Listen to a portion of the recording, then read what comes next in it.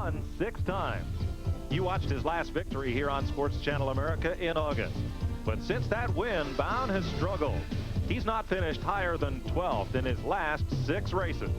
And now the mirror in Bound's Championship Express is filled with Jimmy Hensley. Hensley is still a long shot, but knows a win here will keep his title hopes alive. 2 men, 1 championship, just 3 races to go.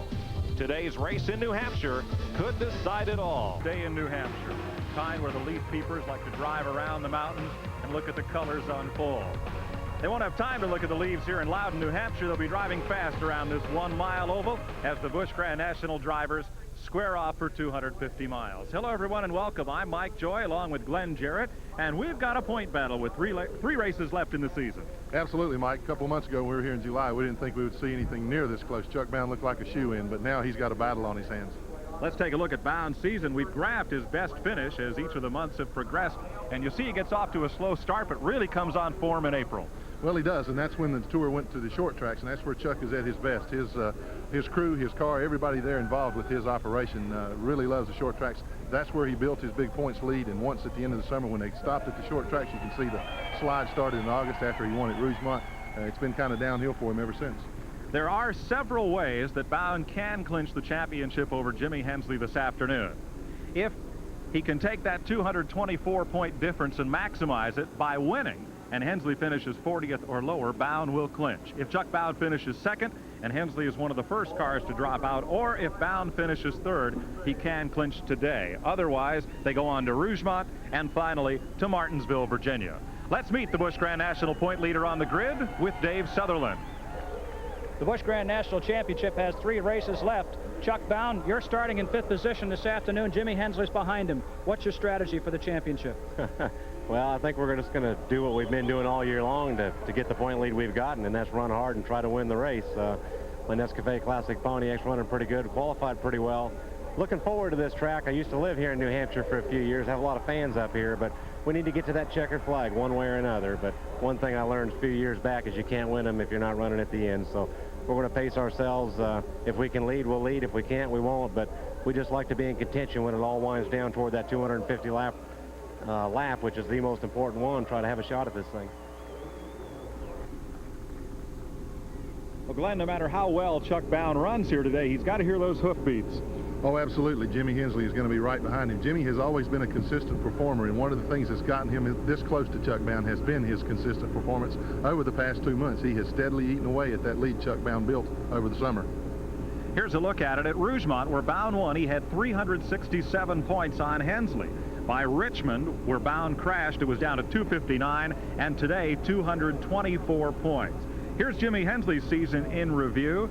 He comes up in March with a 3rd place finish, works his way on up, winning in May, and you see he kind of parallels Chuck Bound for the first half of the season. Well, he has, and there's an amazing consistency to what they have done over the summer, and you can see Bound slide there starting in August. The only thing that has kept Jimmy Hensley from overtaking him is that he's had a little bad luck of his own.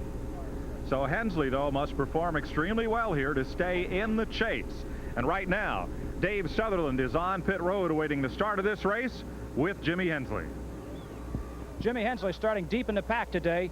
Jimmy, 30th. What are you going to do to keep your title hopes alive in the next 3 races? Well, we just, like I say, we had a bad qualifying run. Really didn't run good in practice, but we just got to dig hard today. We've got to come from a long way back, and we're just going to try to run hard all day and just try to stay out of trouble and see if we can, get some points off of Chuck. Bound and Hensley are but 2 of 46 drivers looking for the victory here in New Hampshire. We'll be right back. Here at Loudon, New Hampshire. We're just a few minutes away from the start. Glenn, this race is important to a lot of the Busch Grand National drivers who are still looking for that important first win of the season, trying to put their deals together for next year. Oh, absolutely, Mike. There's some real strong contenders out there today that have not won a race this year. The ones that come to mind are Elton Sawyer, Kenny Wallace, and also Robert Presley from back in the pack, and another guy way back there that we cannot rule out, and that's Darrell Waltrip. So a lot of guys haven't won yet this year, and they're looking to change that today. The first day of qualifying to set the top 20 got off here without a hitch, but the second day, yesterday, was completely washed out. Rain fell throughout the night. Today dawned nice and sunny for race day, but it means there are a lot of good stories like Waltrip that'll be starting way deep in the field, and too, Mike McLaughlin, the fellow who won both ends of the doubleheader here in September.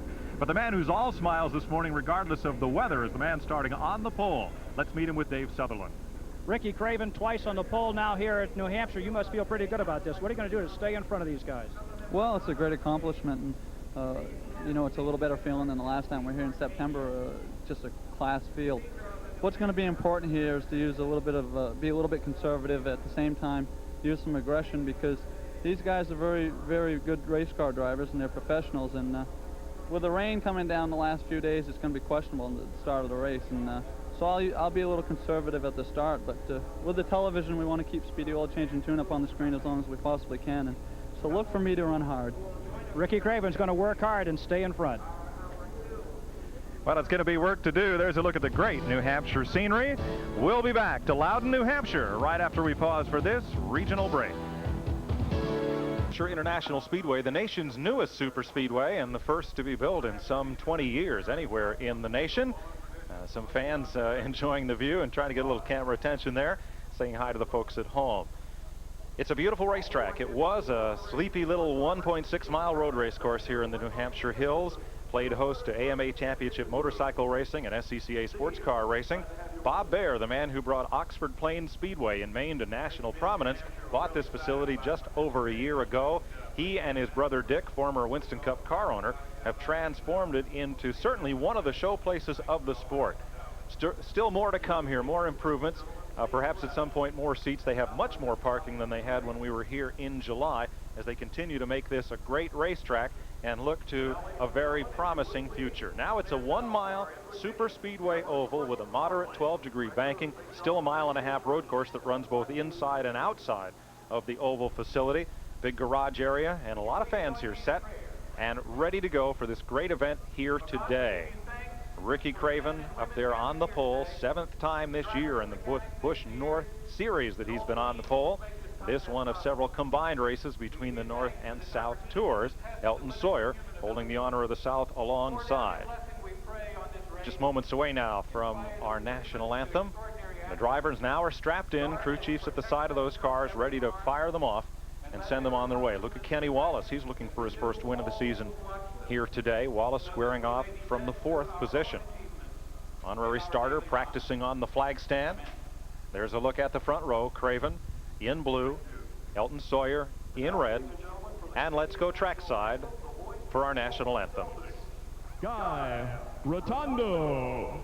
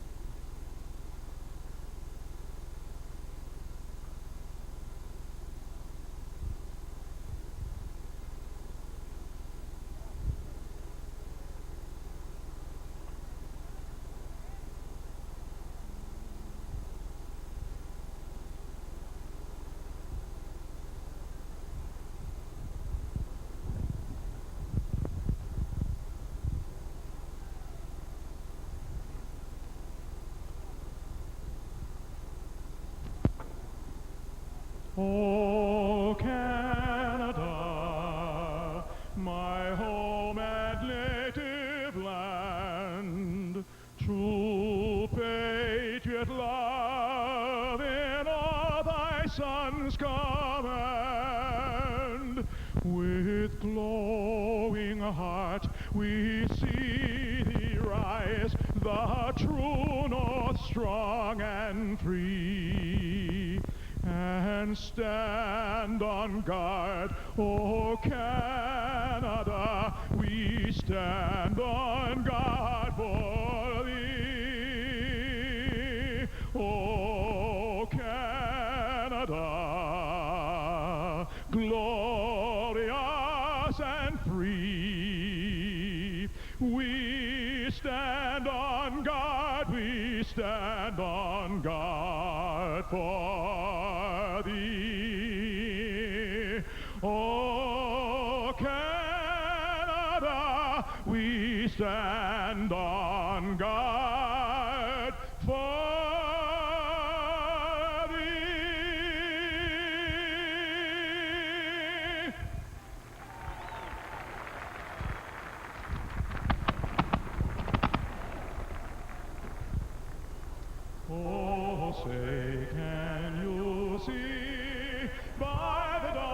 early light, what so proudly we hailed at the twilight's last gleaming, whose broad stripes and bright stars through the perilous fight o'er the ramparts we watched were so gallantly streaming, and the rocket's red glare, the bombs bursting in air, gave proof through the night that our flag was still there.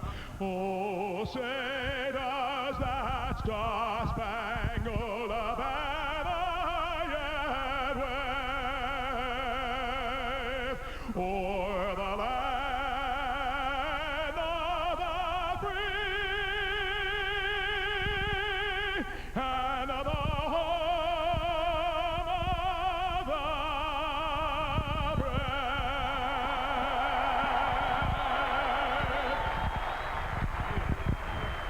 An appreciative crowd here at New Hampshire International Speedway. Many fans from across the border in Canada being paid tribute as well. And we'll go down to Dave Sutherland. We're hopefully on cue. Fire the engines here at New Hampshire International Speedway. The balloons are let go, and shortly 46 Busch Grand National and Busch Grand National North drivers will square off here for 250 miles in the third championship oval track test of this new speedway, completed late this spring. We ran here in July. There's Chuck Bound, the point leader, trying to salt this one away, but he needs a combination of factors to do it. Let's take a look at the starting lineup for the Chevy dealers of New England 250. Ricky Craven has his 7th Busch North Pole of the year. He was the pole sitter here in September in his Pontiac. Elton Sawyer has yet to win, but he's 7th on the money won list of the Busch Grand National Series. In row number 2, Bobby Dotter off the ARCA circuit, and 4th place point man Kenny Wallace in a Pontiac. In row number 3 on the inside is the Busch Grand National point leader Chuck Bound, and alongside 5th place point man Steve Grissom in an Oldsmobile. In row number 4, last week's Winston Cup race winner Davey Allison, and alongside the youngest of the Bodine brothers, Todd, in a Pontiac. In row number 5, Robert Presley in his Oldsmobile, and the man who will be the Busch Grand National North champion, Jamie Obey, in a Buick. In row number 6, former Winston Cup Rookie of the Year, Kenny Bouchard, and former Busch champ and the inaugural race winner here, Tommy Ellis. In row number 7, out of Alabama in the Ronald Cooper car, Dave Mader, and the 6th place point man in Busch North, Kelly Moore from Maine. In the 8th row, Tom Peck, a surprising 6th in the Busch Grand National points, and from Maine, Joe Bessie in a Pontiac. To row number 9, 2nd generation star Randy LaJoie in a Buick, and 2-time Busch race winner Rick Mast in a Buick. And in the 10th row, 3rd in the Busch North point standings, Billy Clark in a Pontiac, and the Busch Grand National rookie leader Joe Nemechek in a Buick. 46 cars in all will start this race. Tommy Kendall's the Trans Am champ. Tommy Houston has 4 wins this year. Ed Perry and Ward Burton, who just broke into the win column. His brother Jeff right behind him, along with Ed Barrier. Some Northern guys, Ron Lamell, Mike Wheaton, a lot of North drivers in this field. Mike McLaughlin won the doubleheader here, and there's Hensley, the number 2 point man in row 15, just ahead of Mike Rowe and Patty Moise. Joey Karafis, he's a former North champion. Bobby Moon, Bobby Labonte looking for that first win, and Bruce Haley. Dave Rezendes off the modified tour, Donnie Ling from Brick, New Jersey. And there's the Ironman, Jack Ingram, right alongside Darrell Waltrip in the 20th row. That's 40 starters, 6 more. Bobby Hamilton and perennial North champ Dick McCabe. Former national champ L.D. Ottinger there with Barney McRae, and the promoter's option cars, Jack Sprague, and a 3-time track champ up here, Stub Fadden. They're getting set to roll the cars off the starting grid for the Chevy Dealers 250. We'll be right back. The field here at New Hampshire International Speedway. Mike Joy with Glenn Jarrett topside, Dave Sutherland downstairs this afternoon. Partly cloudy skies. Temperature's going to be in the 70s. Going to be a nice day for racing, but Now, Glenn, as these clouds keep coming across, we'll be chasing them today. The teams will be, to keep up with how this racetrack will change. Absolutely, and it's going to change. All this rain we've had for the past couple of days washed all the rubber, any grease or oil buildup that was on it. It's completely changed the surface. They haven't had a chance to practice on it, so it's anybody's guess as to what it's going to do once the race starts. Let's take a look at the point standings and recap for you. You've met the two contenders for the Busch Championship, Bown and Hensley, but it's densely packed behind them. Bobby Labonte and Kenny Wallace just 2 points apart. Steve Grissom only 3 more back, and then it's just 33 points to Tom Peck, and there's a big money difference between those positions, so expect a lot of shakeup in the last 3 races. Yeah, there's going to be some real excitement back in the pack for those guys right there, because those positions, as you say, there's a tremendous amount of money difference between each of those positions, and you better believe that all 4 of those guys are aware of what's going to happen if one of them gets an edge or a little bit further ahead on the racetrack than the other. And they're sprinkled throughout the field. Wallace starts 4th. Grissom is 6th, but with that second day of qualifying washed out, it finds some of the others, like Hensley, back in 30th position. Bobby Labonte is back at 35th. So they're all throughout the field here. We expect to be racing next time by. Carl Simmons is the honorary starter. He'll drop the green flag, or at least wave it over the field. I hope he doesn't drop it. Hello, Harold Kinder, wherever you are. Pace car with the field in tow out of turn number 2, coming off the 12-degree banking and over the tunnel into that flat back straightaway. Past the Winston Racing Series scoreboard, now midpoint in the backstretch. And now as they come up, you may get a look at where the road course drifts out into the New Hampshire countryside on its 1.5 mile tour before it rejoins the oval, just into turn number 3. There is the garage area, newly constructed, as is this entire facility. They tore the old one down. Grandstands, control towers, scoreboard, everything. Built a brand new racetrack here, and it's about to get its 3rd championship oval track test. Pace car is in. Ricky Craven, blue car, right side of your screen. For the 7th time this year and the 2nd consecutive time at this Speedway, he paces the field. Elton Sawyer, though, gets a good move on the start, and the entire 46-car field is away. Craven a little loose down there in 1. Absolutely. He turned a little bit sideways when he tried to accelerate by Elton Sawyer. Elton was up in the outside lane. Craven crossed it up, and he got it straightened out and go down the back. Craven had a good jump coming off the corner despite the bobble, and it looks like he may lead the first lap here. Backing up is Sawyer to 3rd position. Coming up on the inside, that's Bobby Dotter. As long as Elton stays in that outside lane, like he's going to continue back up. That's not the quick way around here. Quickest way around this racetrack is right down on the bottom of the racetrack. Elton Sawyer trying to hang on for 2nd. Dotter will take it away, and there's Chuck Bown in 63. Bown on the move, juggling for 3rd, and Bown way inside, moving for 2nd. He's got through. He's going to take over 2nd position, so he's not wasting any time in putting his best effort forward today. Bobby Dotter on the outside of Chuck Bown. Bown has said the best place to be is up front.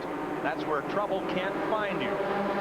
And he's there. He's in 2nd place as Ricky Craven disappears from the field. Bown is 2nd. Dotter is 3rd. Elton Sawyer is dropped in 4th. The green car on the outside is Kenny Wallace now. Chuck Bown has absolutely put himself in a prime position right now, because as you said, no trouble. He's got 1 car. Davey Allison moving up in the field as we watch Chuck Bown, the 2nd place car. Dotter is 3rd, and Davey Allison in the straightaway has just shot out of nowhere to join that pack. And Davey has moved up to the 4th spot. There you see that big star on the hood of his car as he disappears off the bottom of the screen. He just shot straight up the inside. Well, he's come a long way from midfield there. He's really got the car hooked up right now. And, you know, you'll see that early on in the race where they haven't had a lot of practice time.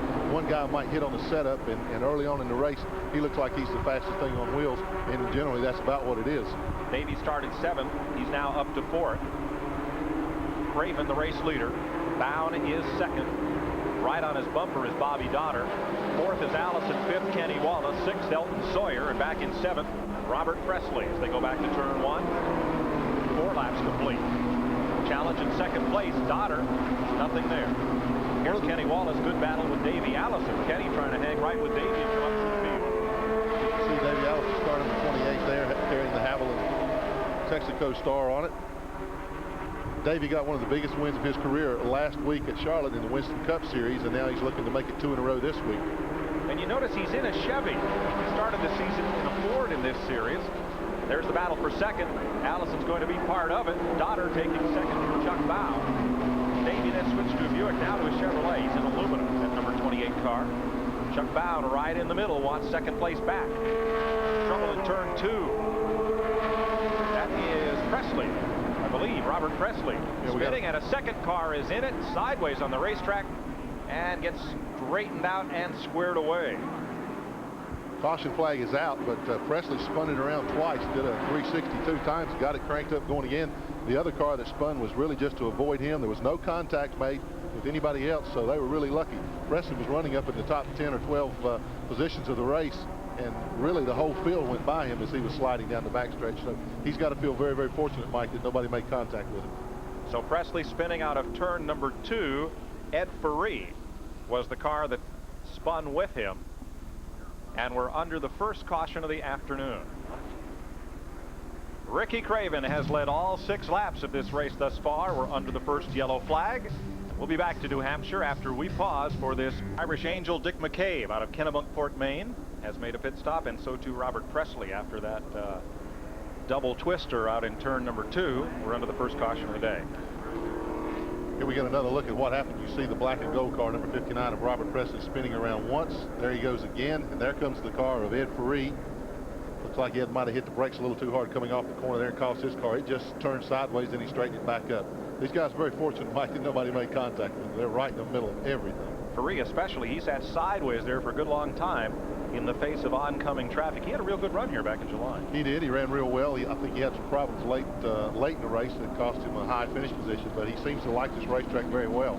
Another car that made a pit stop while we were away was car number 36, Kenny Wallace. And also Mike McLaughlin in the car number 51 has come in for an early pit stop. This is a chance for these guys. There you see car 01. This is a chance for these guys to make these early chassis adjustments. The driver has had enough time to see if the car is set up properly or if they need to make some major changes. The guys that have been in the pits early on obviously feel like they needed something done. The gold car is Mike McLaughlin moving out of his pit stall, and at the top of the screen you saw Joey Carafas, former Busch North champion and one of the fellows who's in that 4-way point battle for second behind Jamie Obey in the Busch Grand National North Series. Ed Ferree just now moving out from his pit position after that spin. And yeah, quickly the call went out. People say, my car is not working. You know, get me in here. Let's get this squared away, get it fixed up. Well, the one thing you give up there obviously is track position, but with the racetrack this long, it takes a pretty long while for the leader to start lapping traffic because things are strung out for so far around this racetrack. So if you get an early chance to make that chassis adjustment and get that car working more to your liking, you better come in and do it because you can really lose a lot of ground in a hurry if the car is ill handling and you got a couple guys up front that are hooked up. They'll put you a lap down and it's hard to make up. Well, now speaking of getting strung out, Ricky Craven had opened up a big lead. Was his car that good, or did the side-by-side battling for second allow him to get away? A little bit of both. We saw Elton Sawyer hung on the outside there early in the car number 27. You see the starter giving 1 lap to go now. But Sawyer in car number 27 hung out on the outside there, and they raced side by side for several laps. Craven had clear racetrack in front of him. He didn't have anybody to contend with, didn't have to worry about getting in the corner a little too hard, maybe getting into somebody. So that allowed him to motor away from the rest of the field. Then you saw Chuck Bound and Bobby Dotter battling side by side for second place. So that just enabled Craven to continue to open that lead. Getting set to go back to green at lap number 10 of 250. First 6 completed under green. 1 caution. Robert Presley spin in turn number 2, followed by Ed Ferree. And we're back under green. Craven with a good jump. Davey Allison, the second place car. Bound is 3rd. Dotter is 4th. Elton Sawyer is 5th. And the battle is at 6th, where Dave Mader is trying to move up, and he does get a position there in turn 1. In between turns 1 and 2, you saw Davey Allison in the white car number 28 really went down low going into 1, try to bluff a move on Ricky Craven. Got a 3-car lead on him. Rick Mast is in that very tight knot of cars from 7th place on back.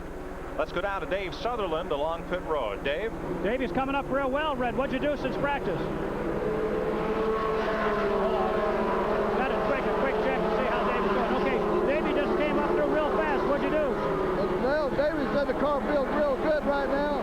We changed a couple of things this morning. We changed the rear bar and the third link on the car.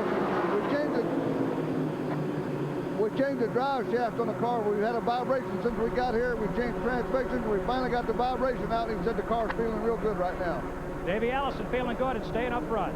And you think these things run the way they come right off the truck? I tell you, that's a lot of changes to be made. You know, you're going blind when you make a change like that because you don't have any chance, any opportunity whatsoever to practice the car. And so they took a gamble, and so far it's paid off for them. The guy that Dave Southern was talking to there is Red Former. He's a former national champion of about every division that NASCAR has ever had. One driver backing up in the field is Tom Peck in the 96 car, the 6th place Busch Grand National point man, drifting back a bit. And one driver moving up is Kenny Bouchard.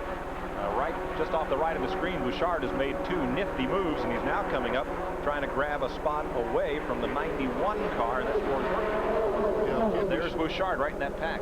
Absolutely, car number 72. There you see the leader, Ricky Craven. There's second place, Davey Allison, followed in third by Chuck Bound. Pretty tight battle right there, but Craven right now, his car seems to be a little more dialed in, a little better hooked up than anybody else in the racetrack. Nobody's able to contend him right now. Trouble in 2 again. One car spinning and everybody else getting past. That looks like Todd Bodine. Todd Bodine, car number 81. That's a brightly colored car. The caution flag is out. He has gotten the car righted and headed back down the backstretch again, but the caution was out. Todd sat there for a little while, so they weren't sure if he was going to get refired before the leaders came back around on him tonight.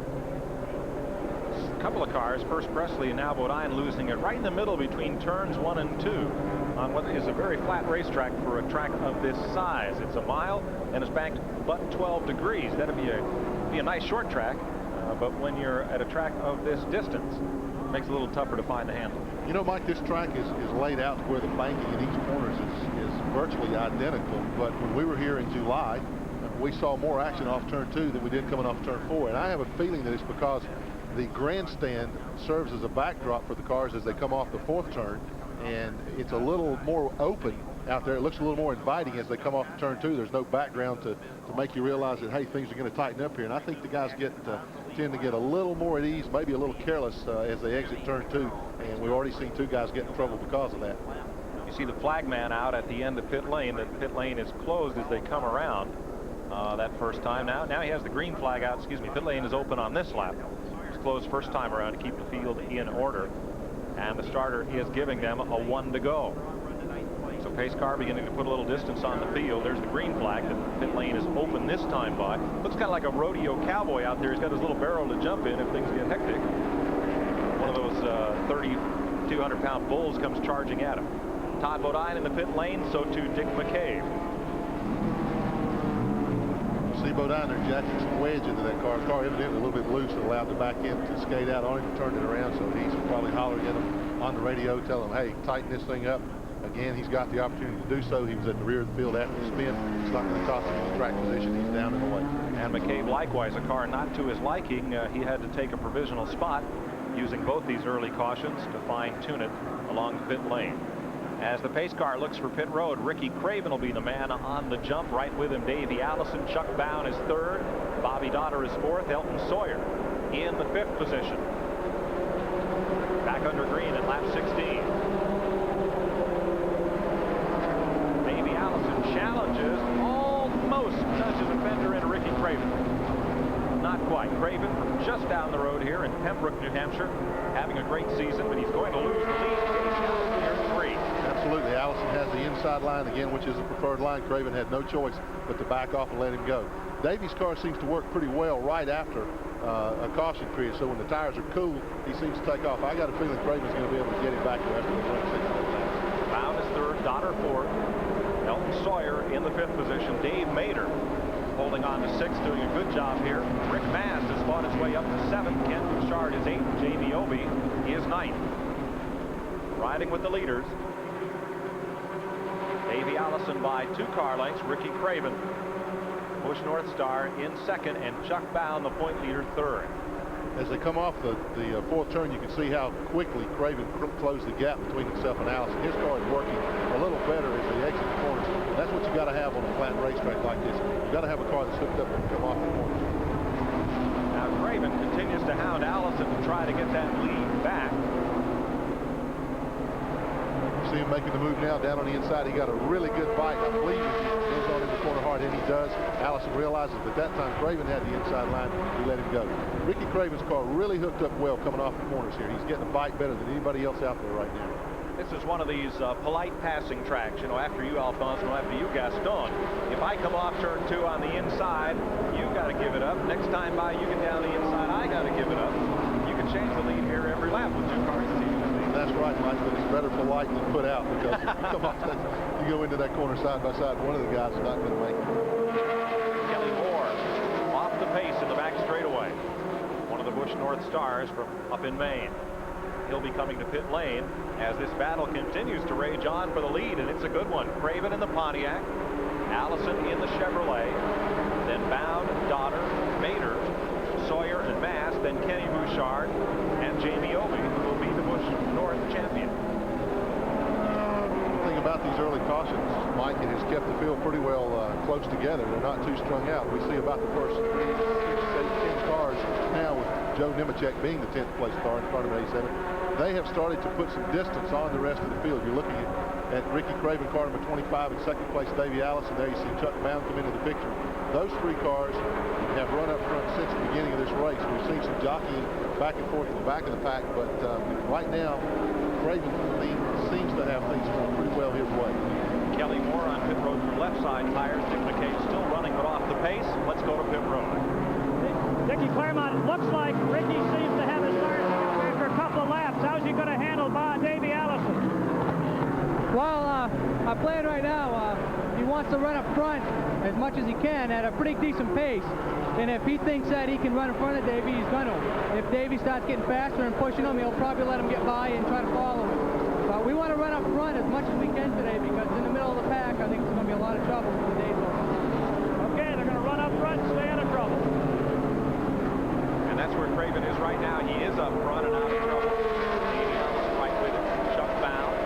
Go back to 6th spot. That's where Rick Mast is moving in on Elton Sawyer, who started on the outside pole. So Mast coming up well. Another driver working his way up through the field is Tommy Ellis, who won the inaugural here in July.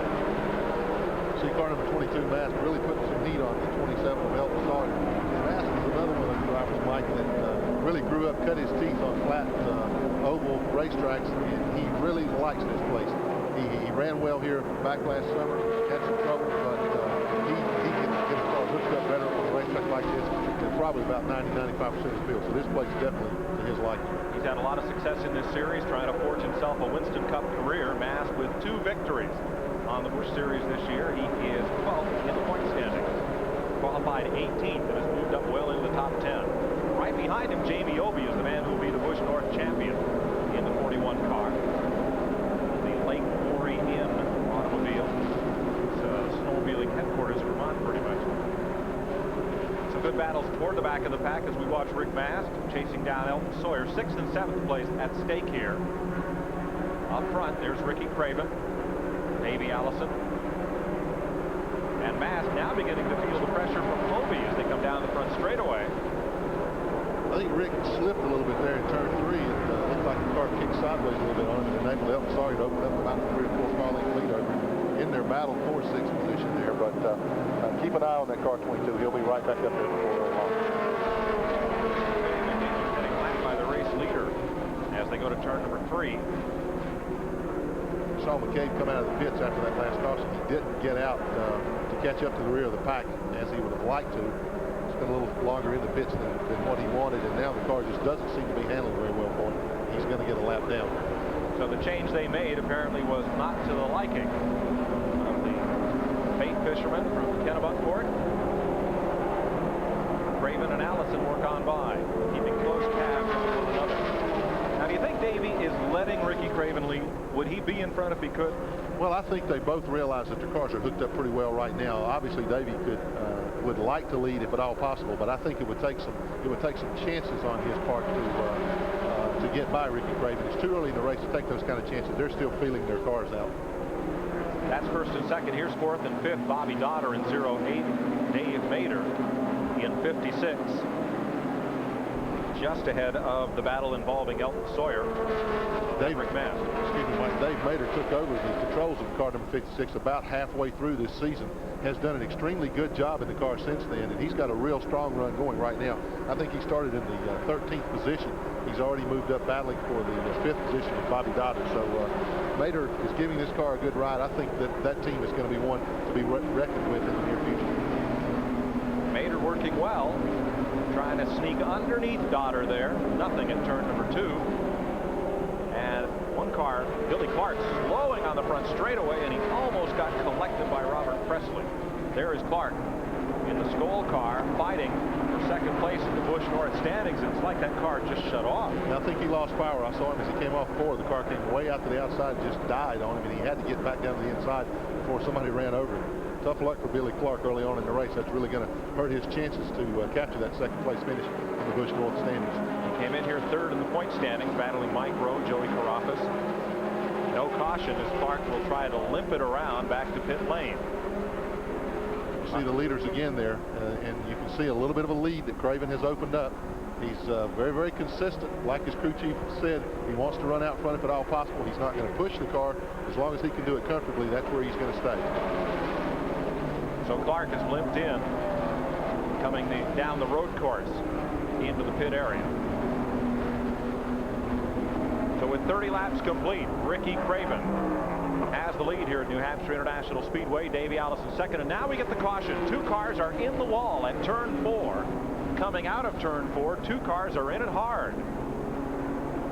From our vantage point here, we can't yet tell what cars they are, but they have really stuffed those things in the wall. You can see the sheet metal damage. Steve Grissom is reported as one of those cars, the Big Mama Meat Snacks car, and he came in here in the point race, 5th, I believe, in the Busch Series.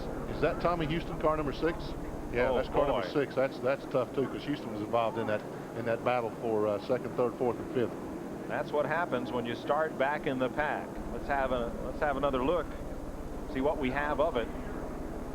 There's Bobby Labonte sideways on the track, perhaps to miss them. Yeah, I think he was trying to miss them. Labonte was in a big battle with Jack Ingram there. And it's certainly Steve Grissom, and appears to be Tommy Houston, the second car in. Now you see Grissom exiting his car. That's always a good sign to see the driver get out on his own. Those cars took a tremendous hit. They've just almost stuck themselves to that wall down there. Looked like almost straight in. You see tire marks just above the cars, but not much of them. They didn't get a chance to grind along the wall at all. There's Steve Grissom. He is okay walking away. But what a blow to his point standing hopes with only, you talk about, geez, this race could kill the championship for him. You kind of forget about the 25 or so they've already run, because the last few races just seem so pivotal. Well, they're always so important. It's going to be interesting once we get a chance to, once these guys are checked out and cleared and everything, to get their version of what happened with Bobby Labonte spinning there. Those 2 cars going to the wall at the angle that they have. There's good possibility there might have been some fluid or something on the racetrack, Mike, because you don't normally see 2 cars go directly into the wall like that and hit that hard, that straight into the wall. It's almost like as if they had no control on the cars. Looks like Labonte spun after the 2 cars were already in the wall. We'll check as Dave Resendiz comes to pit road. Grissom came in here 5th in the point standings. He started the race 6th. Tommy Houston, 4 victories, didn't qualify that well, and started this race in 22nd position. Bobby Labonte, Todd Bodine, Robert Presley, Darrell Waltrip, all to pit road. There's Bobby Moon's automobile getting serviced. Barney McRae. As we run under the 3rd caution of the day, it came out about lap 30 for Steve Grissom and Tommy Houston. Up at the wall there at turn number 4. Let's have one more look here. And way up in the left corner of your screen. Wow, he spun all the way around. And there is Bobby Labonte, the red car. He was in it. Yeah. So the 3 cars all spun. But that Grissom and Houston took each other to the wall after they started spinning. And Labonte managed to spin his car down toward the infield. So we're under caution for the 3rd time today at New Hampshire International Speedway. 33 laps are completed in the Chevy Dealers 250. Here's the way they're running, and we'll be back. Car has been hauled to the garage area. Tommy Houston's will likewise as soon as the wrecker hooks up. We're under the 3rd caution of the day for a grinding crash out of turn number 4 and almost straight into the wall for those cars. Look in the top right of the screen, right in the top center. and you see the cars already spinning. Houston's is the white car, and Grissom, that red car facing the screen in the top left corner, is Bobby Labonte. So 3 cars were in it: Grissom, Houston, Labonte, and the 2 cars ending up off screen to the left, up against the wall from our speed shot at the start-finish line. There is the Rosa Stores Buick of Tommy Houston. You can see the extreme amount of damage into the driver's door of Houston's car. He's still sitting in the car. You can see him moving his head around there. But it looked to me like that maybe Grissom spun, and as he spun up the racetrack, he just simply pinned Tommy Houston right against the wall. Thus, that's the damage that's done to Houston's car right there. And you can see, obviously, the damage to the right front of the car. So it took a pretty good impact there. And there's Houston. He's okay. Just wanting him to haul it off and then see if there's anything that could be done to get him back into this one to salvage some Busch Grand National points. But the way the nose of that Buick is up against the wall, I think Tommy is going to spend the rest of the day leaf peeping. Yeah, I'm afraid he's going to have to join the rest of the tourists up here in New England. That's not what he came up here to do. No, sir. We're under caution. Ricky Craven and Davey Allison have traded the lead back and forth in this one. Craven in a Pontiac, Davey in a Chevy, and Chuck Bown is right there, right about where he needs to be, in a real comfortable 3rd spot. Oh, absolutely. He's sitting in great position right now. It's interesting also, Mike, to see that the top 5, 6, 7, 8, 9, I see 10, 11 cars did not elect to make a pit stop under this lengthy caution flag. That means that those guys are pretty well satisfied with the way that their cars are set up. They're not going to make any major changes right now. They feel good about their cars. Now, Billy Clark, who coasted in to the pit area, has made repairs on his Skoal number 7, the Pontiac, and Clark is back out there chasing Busch Grand National North points. The cars out of the race will figure prominently in whether or not Chuck Bown can clinch the championship today. Houston and Grissom obviously are out of the race. Those are the only 2 cars that we've seen to go to the garage, but we gave you the scenario at the top of the show by which Chuck Bown could clinch today. And now here's Billy Clark coming back down into the pit area through the road course. So Jimmy Hensley, too, is going to be watching those cars go to the garage and see how his chances fare for the balance of this season, the 3 races to go. See if Bown can wrap this championship up, because if there is a lot of attrition early, it would prevent Bown from clinching today. Let's have a look at it. There's Billy Clark coming back to pit road to get some service, joining Barney McRae. 46 cars started the race, so if 6 or 7 cars fall out with Bown and Hensley still running, Chuck cannot clinch the title, even if he wins, as you see there. If he finishes 2nd, Hensley would have to be 43rd or lower, and already 2 cars are out of the race. So the only thing Bown could do to clinch the title is finish 1st or 2nd if Hensley has misfortune early. And Jimmy Hensley is running well, though he started pretty well back in the field in 30th spot. Yeah, he's moved up into the 18th position now, Mike, so he's definitely on the move. He's picked up 12 spots. And again, Jimmy Hensley is a competitor that loves these flat oval racetracks. He excels on these things. As we have mentioned on previous broadcasts from here, that this track is like a big Martinsville, speaking of the Martinsville, Virginia Speedway. And Jimmy Hensley absolutely loves the Martinsville racetrack, so I think that love for that type of track is carried over to here. And you're looking at Chuck Bown, the Busch Grand National point leader, trying to sew it all up today so he can just go to Rockingham and to Martinsville and to race and not have to worry about chasing the points. Steve Grissom was the first car into it, the concrete wall that is at turn number 4. He's okay, and Dave Sutherland is with him. Dave? Steve Grissom, first man out. Steve, what happened? This car got into us coming off the corner, you know, it's just close racing. You're okay? Oh, yeah, doing fine. Think they can get that car together? Looks like Steve and the crew are working pretty hard for you. Yeah, I know they're working pretty hard. You know, it's important for us to get back out and try to get as many points as possible. Okay, thank you, Steve. Steve Grissom came into this race just 3 points behind Kenny Wallace and just 5 points behind Bobby Labonte. They were 3rd, 4th, and 5th. Labonte 3rd, Wallace 4th, and Grissom 5th, respectively, coming into this race. So Grissom has to try to get back out. Lots more racing to go here at New Hampshire International Speedway. So America's Speedway Sunday will recap the world in motorsports, including highlights of the SCCA Super V race from Nazareth, Pennsylvania.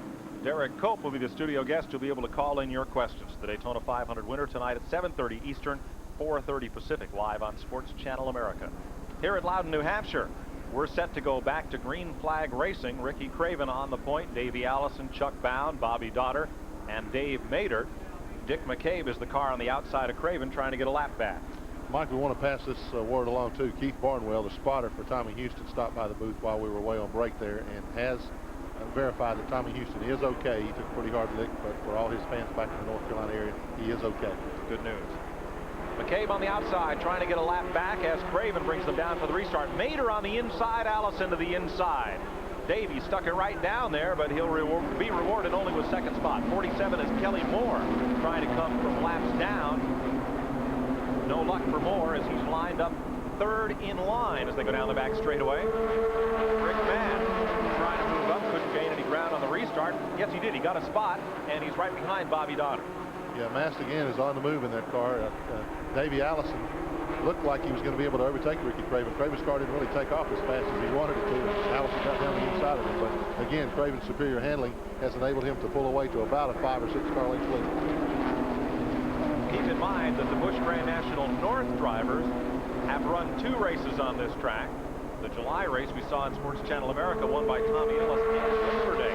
So they have twice the experience on this speedway, as do the Busch Grand National competitors from the south, and it's beginning to tell. It absolutely is. You can see car number 47 there, Kelly Moore, being a lap down. He cut a tire down early on and lost a lap as he came in to change that. And his car is performing excellently right now. He's doing a real good job.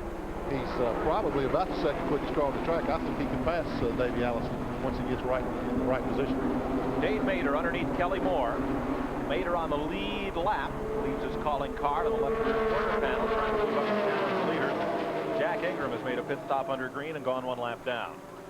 Mater's car is really surprisingly coming on right now. On that restart, he decided it was time for him to go to the front. He passed 2 or 3 cars on the restart going down into turn 1. You see Chuck Bound there zip outside of Kelly Moore to try to get on by him.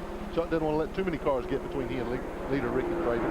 But Dave Mater's going to be a force before this thing's over. He's really hooked up. Mater from Maline, Alabama. All-American Challenge Series champ in NASCAR. Sitting in the Ronald Cooper car. And here's Chuck Bound moving up on Kelly Moore. There's a look at Mater. Didn't have the best day on his first trip to New Hampshire. 35th in the final tally. Making up for it here. He sure is. He's starting to gain some ground now on the second place Davey Allison. Back to the stripe, 44 laps complete. Ricky Craven up front. Chuck Bound trying to dispense with the lap car of Kelly Moore. Craven, Allison, Dave Mater now. 4th place is Bound. 5th, Bobby Donner. 6th, Rick Mast. And Elton Sawyer coming back up through the field. He is 7th. Good tight pitched battle there with that lapped car of Moore playing the spoiler's role. Now he's not obligated to move out of the way. I mean, he's right up to the speed of those other cars, so he's not being discourteous. He's trying to hold his own. A little smoke out of that car in turn 1. Yeah, there is. Just a little wisp of smoke trailing that thing. I hope that's just tire smoke, not a sign of things to come. Could be the right rear tire. Bobby Donner still holding position. Rick Mast trying to challenge. Nothing there. Front 4 remain the same. Chuck Bound is the 4th place car. 63. The Busch Series point leader. Back up front, Ricky Craven continuing to hold his own and hold a sizable lead. Yeah, every time they go back to green after the caution flag, Mike, Ricky Craven runs a few laps. Allison is able to contest it. Then the longer they run in the green conditions, the more that Ricky Craven is able to build that lead. So I think right now he definitely has things set up the way that he wants them. And he's not going to take any unnecessary chances. He's got it all to himself, clear racetrack ahead of him. Kelly Moore will pit this time with that tire rubbing as we watch leader Ricky Craven. And here's a man who's moving back up through the field, Elton Sawyer in 27. Sawyer a lap ago dispensed with Bobby Donner. And now he's chasing hard on Rick Mast down in turn 1. This will be for 5th position. Sawyer, who started on the outside pole, drifted back to the end of the top 10. Now coming back on.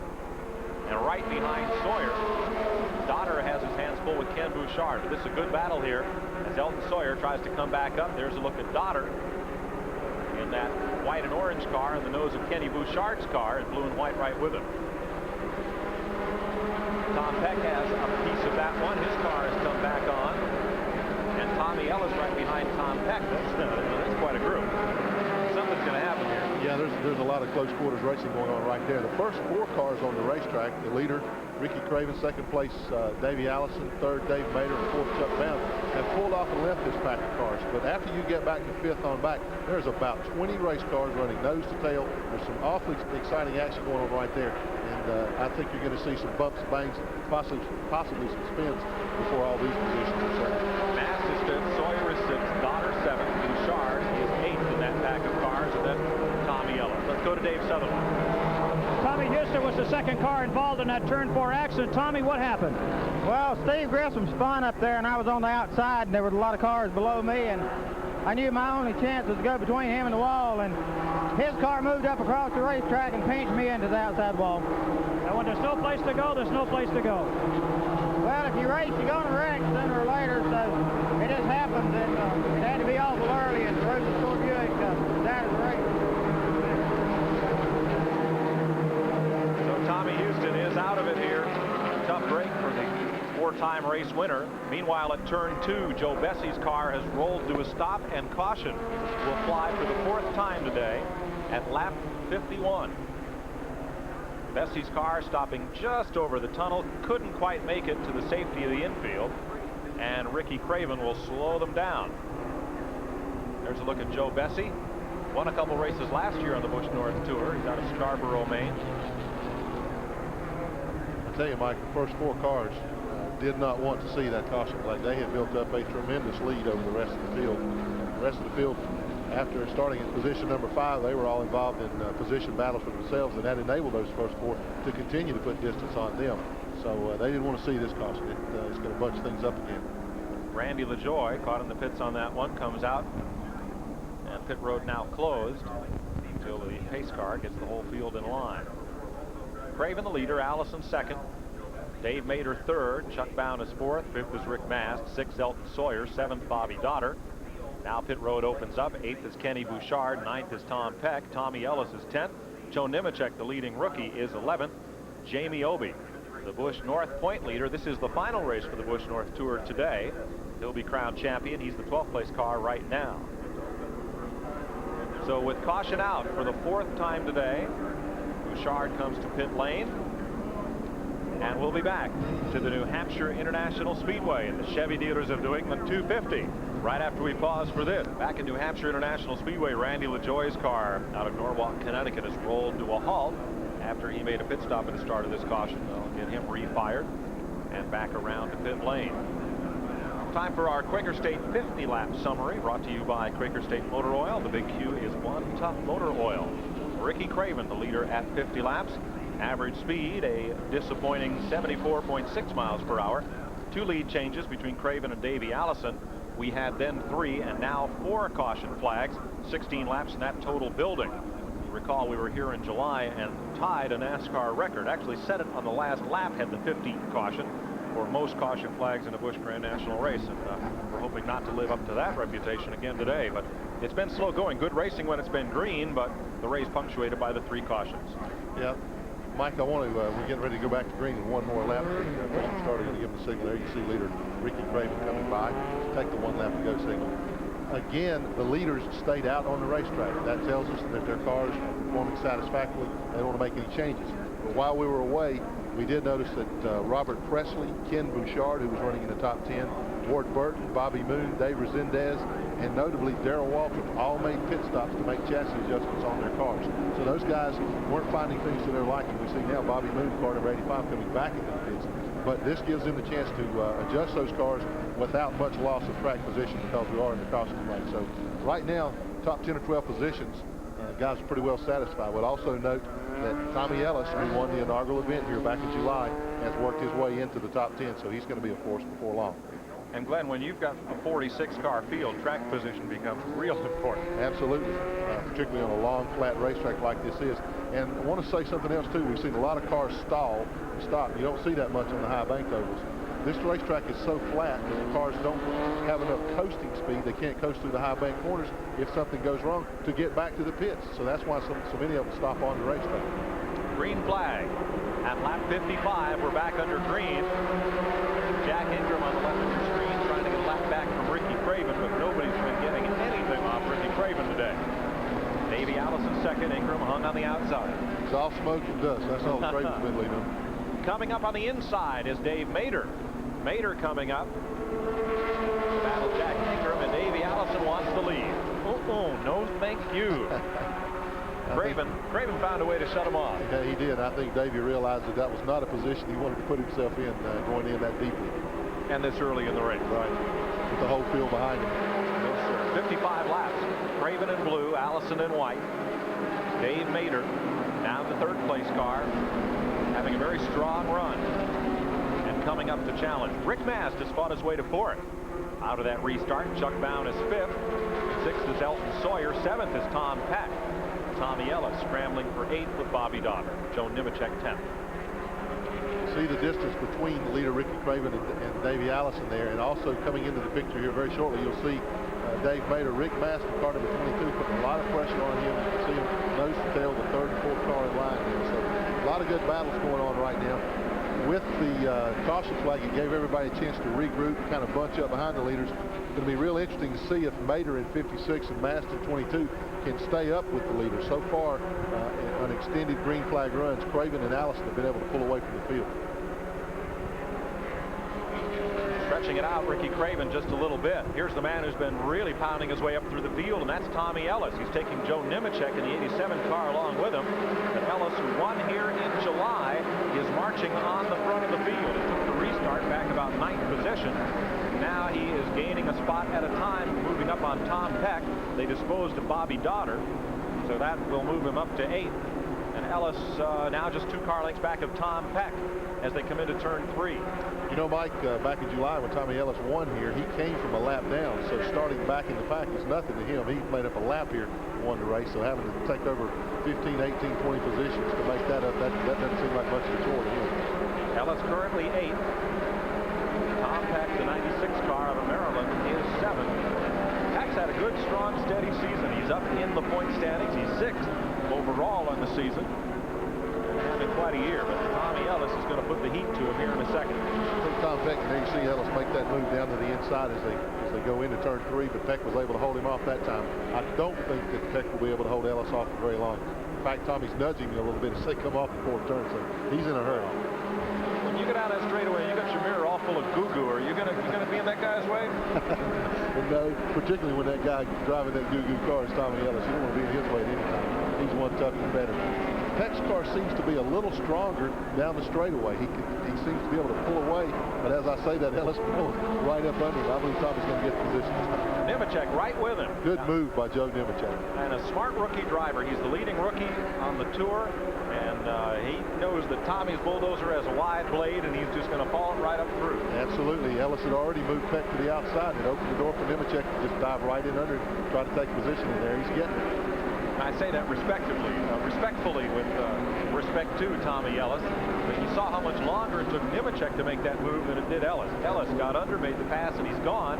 Nemechek had to work harder at it. Now it's Bobby Daughter in 08 who will challenge Tom Peck.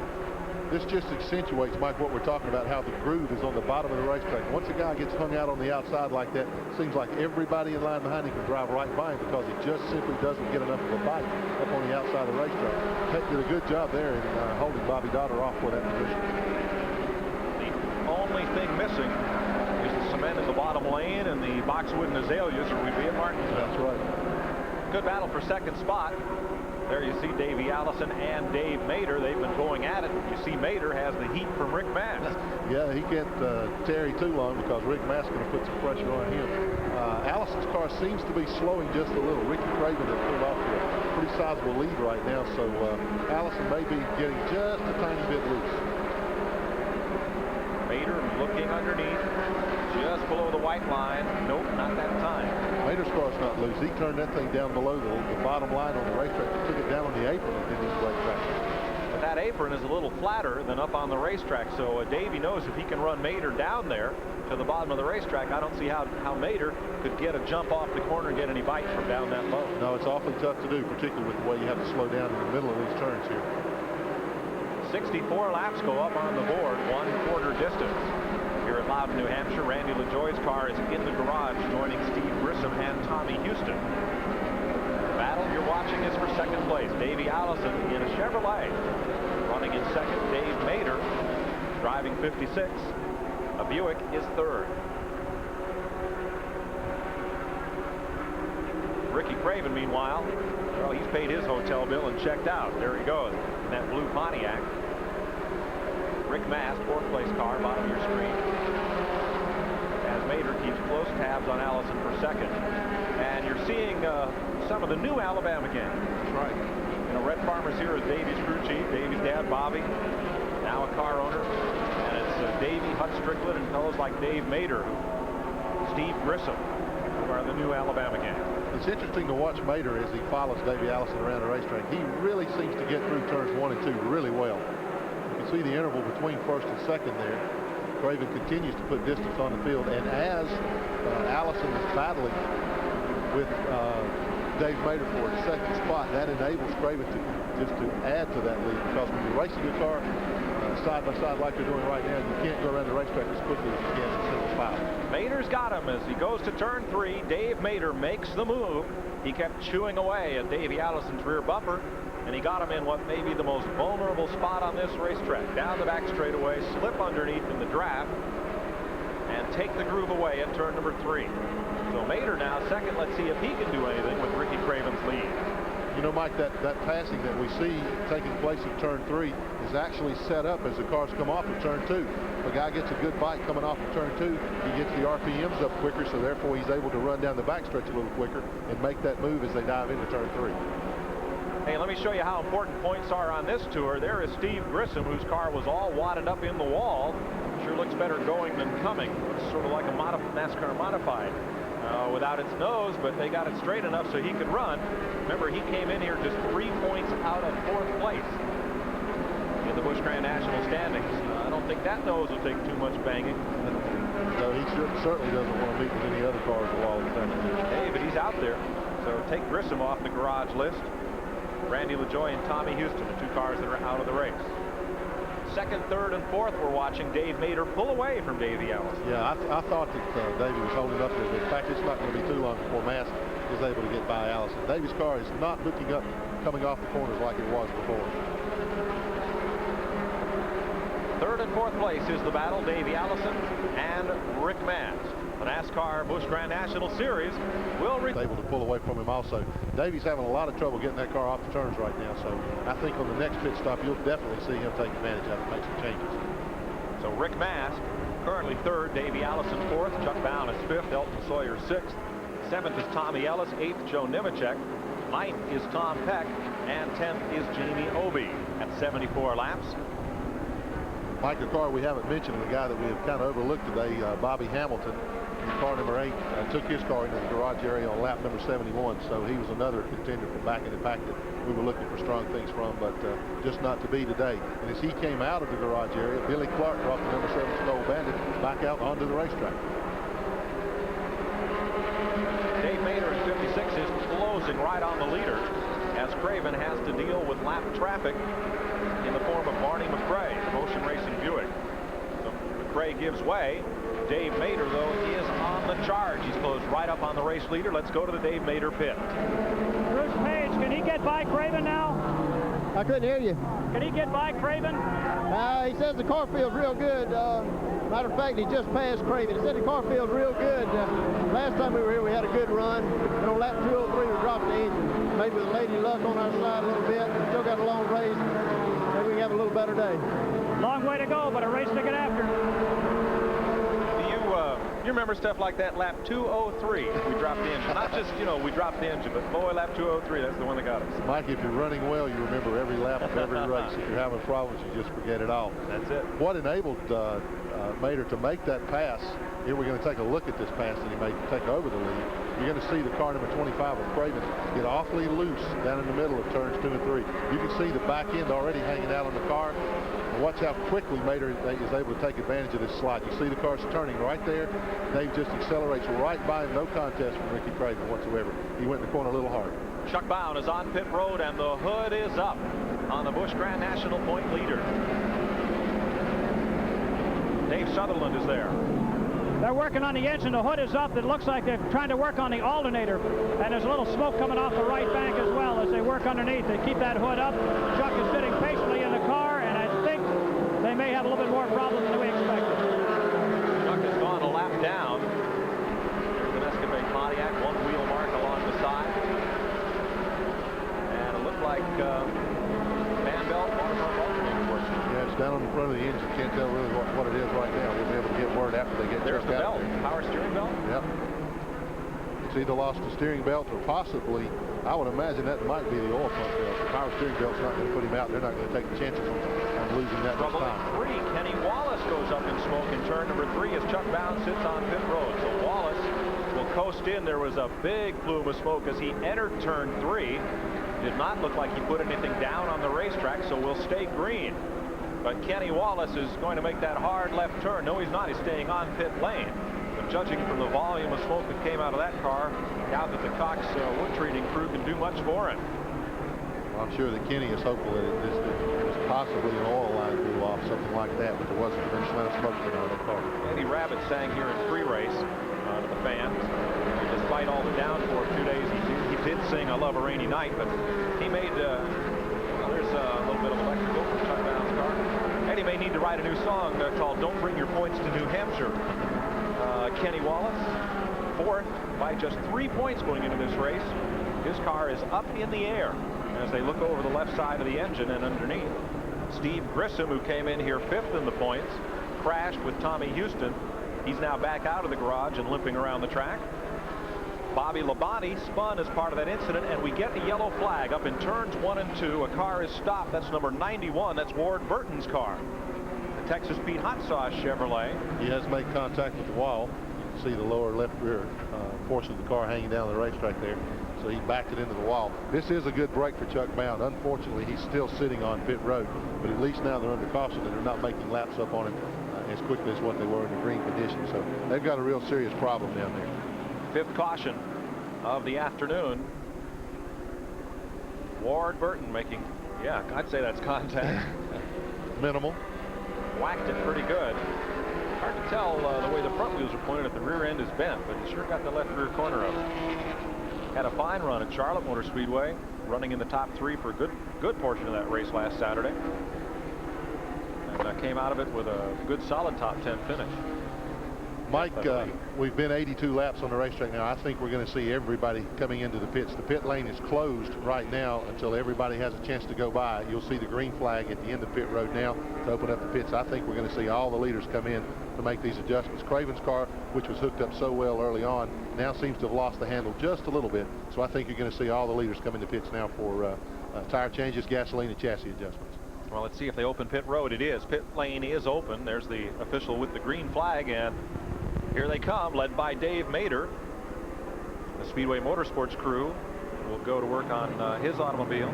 Ricky Craven is in, Rick Mast, Elton Sawyer, Davey Allison, Tommy Ellis, Joe Nemechek. Just about everybody on the lead lap has pitted. In fact, only the lapped cars go out. You're watching Craven, bottom of your screen, Dave Mader up top. They were 1-2 when they came to pit lane. Right side tires for both. Let's see who completes the service first. The gas is done on the Mader car, and he's away. Craven's going to be lucky if he gets out in 4th and 5th position. He's angled in there in a bad way.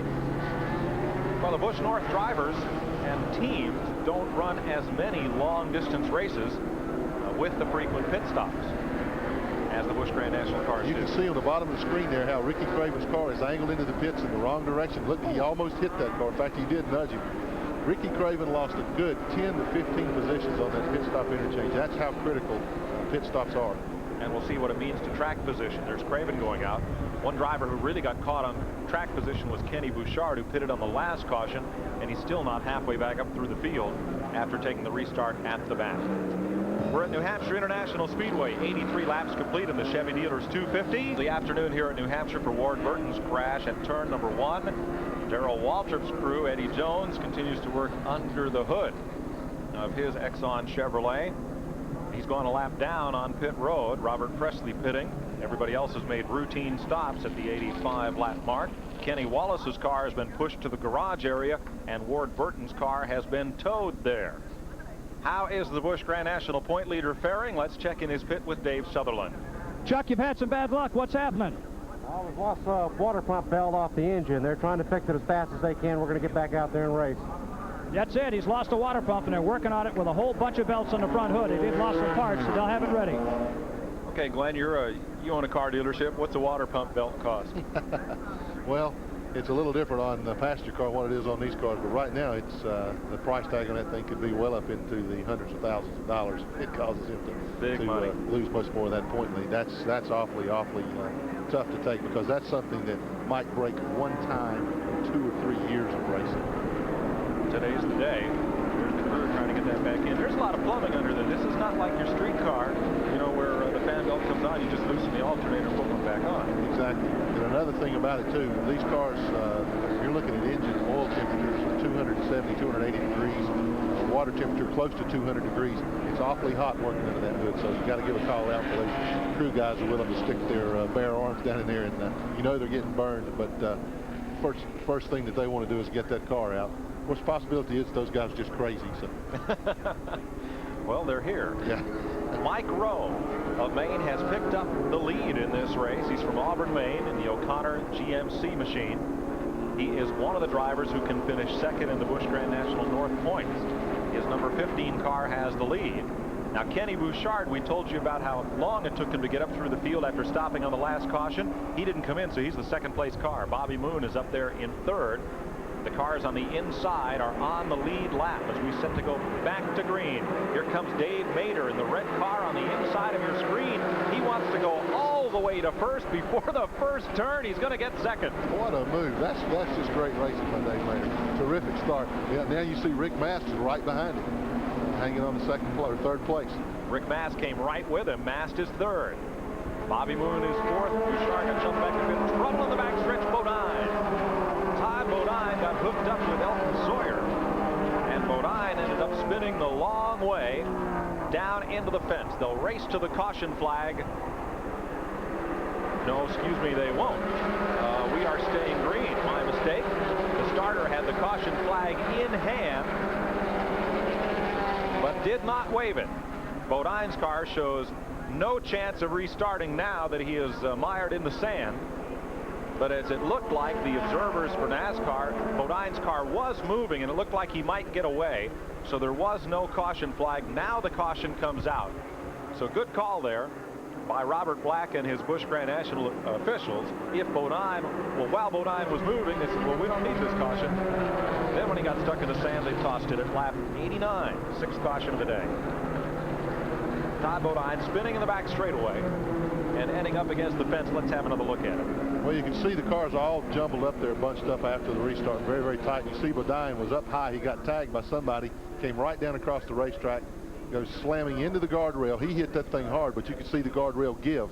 The reason that they didn't throw the caution immediately, Todd started the car up, tried to pull away, but he got stuck in the mud. He got hooked on the front end of Elton Sawyer, or he backed into Elton, or however you'd like to describe that, but that was the car that Bodine was involved with. Understand he's going to have a full-time ride in this series next year. Absolutely. He's going to be a tough competitor. The few races that he's run in the last few weeks, he has been up front, qualified up front, and ran up front every week. So he may be the best of the bunch. He is the youngest of the Bodine brothers and possibly could be the best of the bunch. At this stage in his career, I think he's probably a little bit ahead of where Jeff and Brett were. Well, a little bit of nepotism here. The car he'll drive next year for the full season will be owned by his brothers, Jeff and Brett. Now, would you want to drive for Ned and Dale? I'd want to drive for anybody. Yeah. You hear that, Dad? Dale, are you listening? Okay. Here is the 75 car coming to pit lane. And he is the only one of the point chasers who has not had trouble today, Jimmy Hensley. That's right, and he stands to gain the most. You see, now they're pushing Chuck Bounce's car, and he is fired up and underway again. You're going to see him go by. In fact, they're going to come out of the pits together. You see car number 75, Jimmy Hensley there, coming right behind him into your view. That's Chuck Bounce, folks. Let me tell you a little bit about car numbers. You're probably used to seeing Hensley as 25. That's Ricky Craven's number up here in the north, and since the north is the home team, so to speak, at this event, and since Craven had the pole, he gets to keep his number. Hensley gets to change. This event is the Chevy Dealers of New England 250. Bob Emmerich is here with us from Chevrolet, and got a big crowd here today? Well, it looks great, doesn't it? How about your folks? Have you got a lot of dealers that are up here for this? That's right, Mike. There's 150 dealers in the Chevy Dealers of New England group, and over 135 are here, plus their guests. And I know there's a lot of enthusiasm for motorsports in New England. We cover most of these races in the South, and a lot of folks don't realize that up here in good old puritanical state old New England, there's a lot of racing mania too. Oh yeah, this is the heart of short track racing, whether it's dirt or asphalt, and tremendous following, and we're just very fortunate to be a part of this great facility. Well, for many, many years, the Chevy small block V8 has been and continues to be the winningest stock car engine in this part of the country, whether it's modifieds, late models, or whatever. You put 4 wheels on it, make it turn left, and chances are there's one of those small blocks under the hood. Yeah, that's the cornerstone of Chevrolet's history in motorsports. We are under caution here. It is the 6th one of the day. Bob, thanks for joining us. I know you've got a lot of guests to go down and attend to and watch those Chevys run up front. Well, I'm heading back to the grandstand. Heck with the gate. Hey, there you go. Okay. We're at Loudon, New Hampshire, as Darrell Waltrip continues to have trouble in the pit lane. We're under caution, and we'll pause for this. Waltrip comes off the pit lane, so does Steve Grissom, resuming the race. Mike Rowe continues to run up front. Dave Mader, Rick Mast, Tommy Ellis comes up to 4th, and Kenny Bouchard 5th. One more lap, and we'll be racing. Mike Rowe can finish 2nd in the Busch Grand National North points if he finishes 23rd or better. Joey Carafas finishes 24th or lower. Billy Clark finishes 3rd or lower. That's assured as Clark is several laps down. And Ricky Craven finishes 10th or lower, which the way he's been running is not likely. There's row in number 15. Joe Bessie right alongside. They've raced wheel to wheel for many years together here in the state of Maine. Bessie is a lap down. Steve Grissom returns to pit road. There's Dave Mader, 2nd place car. And getting a little breezy out there on the racetrack. Good stiff wind. How much effect will that have on these cars on a mile racetrack? Well, it won't have a great deal, Mike, on a track of this size, this flat. It will make the cars, the breeze is blowing down the front stretch and against the cars on the back stretch. It could hold them, could carry them down the front stretch just a little quicker, but I don't think it's enough wind yet to have to worry about. We're getting ready for that restart, and here they come. Mike Rowe on the inside. Mader made the big move. He's got Rick Mast lined up with him this time, and Tommy Ellis right side of your screen, but Rowe has the line and knows where it goes. So Mike Rowe is the leader. Joe Bessie will try to get a lap back at turn number 2. Sides it just a little bit, but Bessie dead even in the back straightaway. But remember, Rowe has the favored lane on the inside. Bessie takes it away. He's back on the lead lap. Well, he did. He really dove that thing down in there, but I think that he's more than 1 lap behind because the car stalled on the track earlier on. Mike Rowe doing a good job holding Dave Mader off right now. Mader really putting some heat on him, got it down on the inside of the racetrack, trying to make a move on him, but Rowe's not giving him any room to do it. Well, as we said earlier, these North drivers have run here twice. The Southern drivers, most of them only the one race in July. So Mike Rowe has a book on this track that's twice as thick as that of the Cooper team and Dave Mader or Rick Mast. Here's Mast underneath Kelly Moore. Look on the outside. Lap down. Yeah, that's Kelly Moore on the outside, and Tommy Ellis really putting the heat on Rick Mast. So we're going to have a race once we get this lap traffic out of the way here. These guys are really going at it hard right now. Chuck Bowen is right there with him, but Bowen is laps down. Moore on the outside. He's been there before through a couple of restarts. Got a fender pinned in against the tire for his trouble last time. Dave Mader got a great jump off turn 4. You're going to see him take the lead. You're seeing Tommy Ellis go by Kelly Moore right now.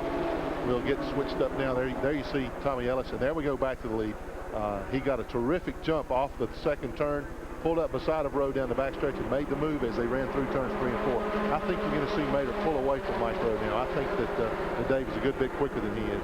That's an interesting point about a track that is this flat. If this were, say, a Rockingham or a Michigan, the car in the outside lane would have more RPM off the corner and a better jump, but here it just doesn't work that way. No, simply because you run through the turns so much quicker here on the bottom.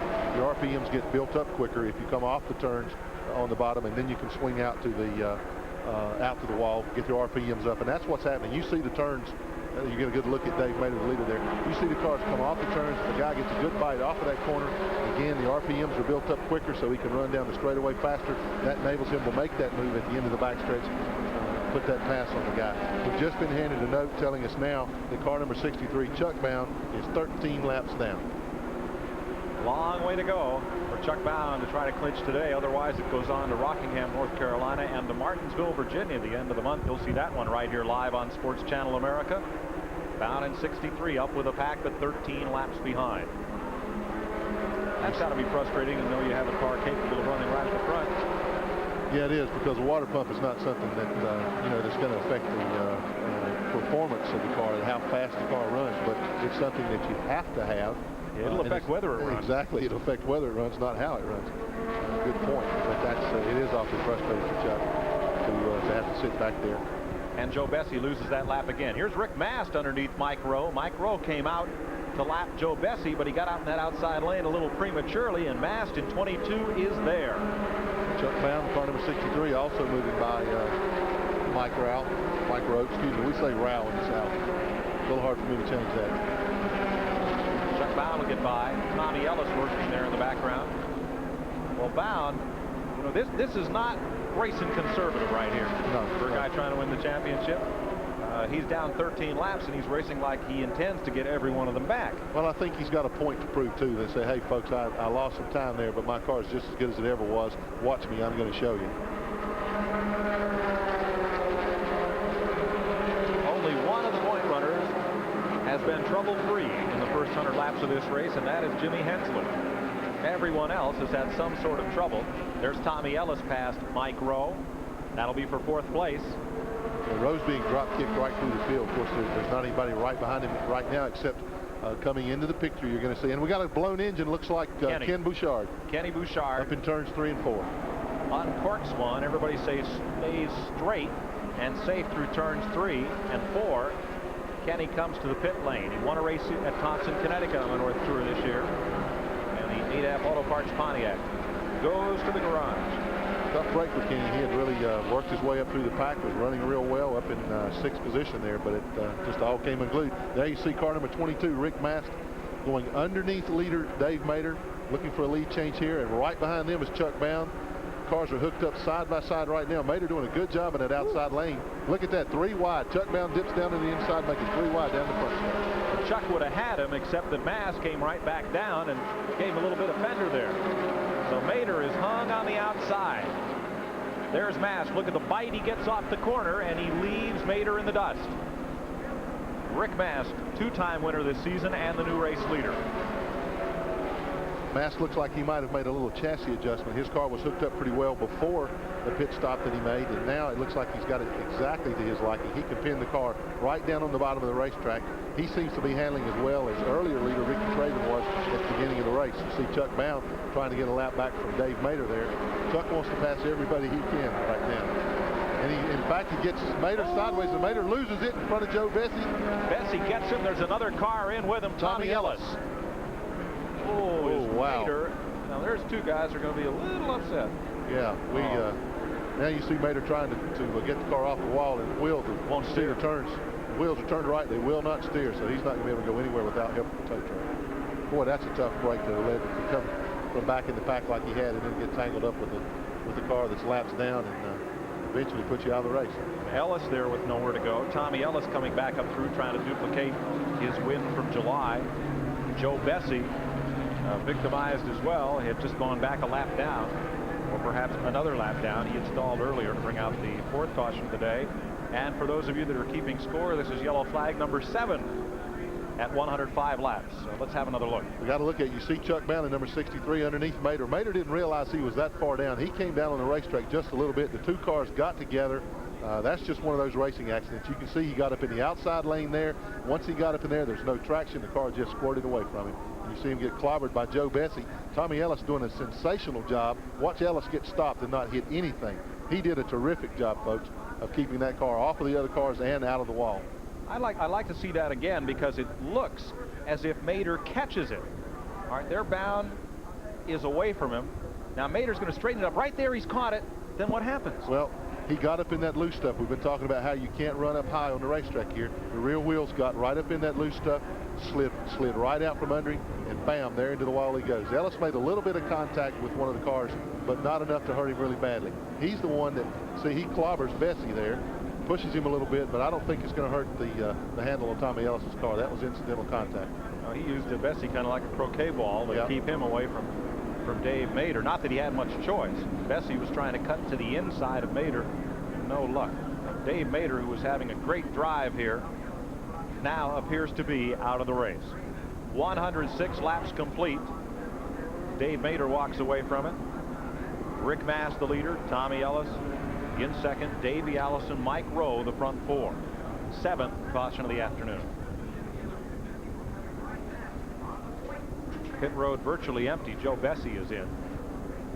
They're having a look at his Holden Pontiac. Otherwise, the pit lane is empty. So Rick Mast continues to lead. He's the 5th different leader of the afternoon. We'll be back to New Hampshire.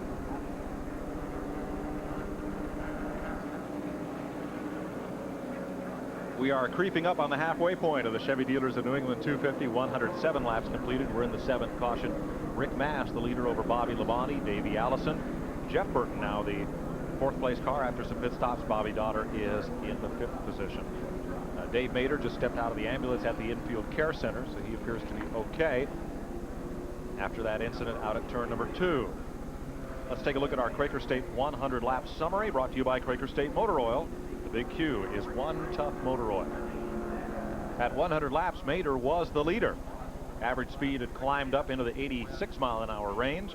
We'd had 6 lead changes among 5 different drivers and 6 caution flags then for a total of 24 laps. We're now working the 7th caution flag of the day. Drivers out of the race include Mader, Ken Bouchard, Kenny Wallace, Ward Burton, Bobby Hamilton, Randy LaJoie, and Tommy Houston. Let's have another look at what brought out this 7th caution flag. And there again, you see the Nescafe car of Chuck Bound. Watch how Mader comes down the racetrack. Bound is on the bottom of the racetrack, right down the line. I don't think that they realized that Chuck was up that close to him. They made the contact. You see Mader get the car straightened out, and watch it slide right there, and then watch him turn it again, and the car just zips right up from under him. He got up in the loose stuff, in the marbles as we call it, and the handle just went away completely. It was all over there. He really hit the wall a lick there. In fact, the right side of the car came off the ground as he made contact with the wall there. Tommy Ellis at the car 99 at the right of the screen there was able to get on through it with just incidental contact, so I think he'll be okay. Real tough break for Dave Mader. He had one of the cars to beat here this afternoon. So Mader is the 6th car out of the race. We'll report that Ward Burton, who crashed in turn number 2, has repaired his car. He crashed at lap 81. He's repaired it and is back out there. Here's a look at where your favorite driver is running after the 100 lap mark in this event.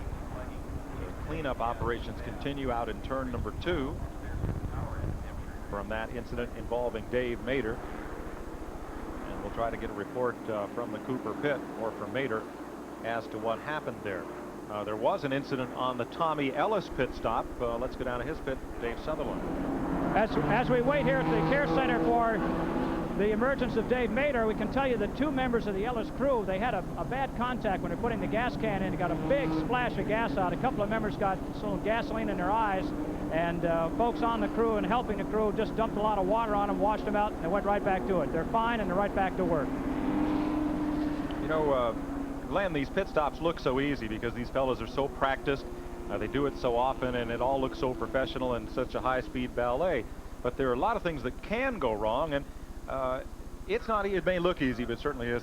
Well, it certainly is, Mike. And one thing that you folks at home would probably like to know, he's talking about that gasoline.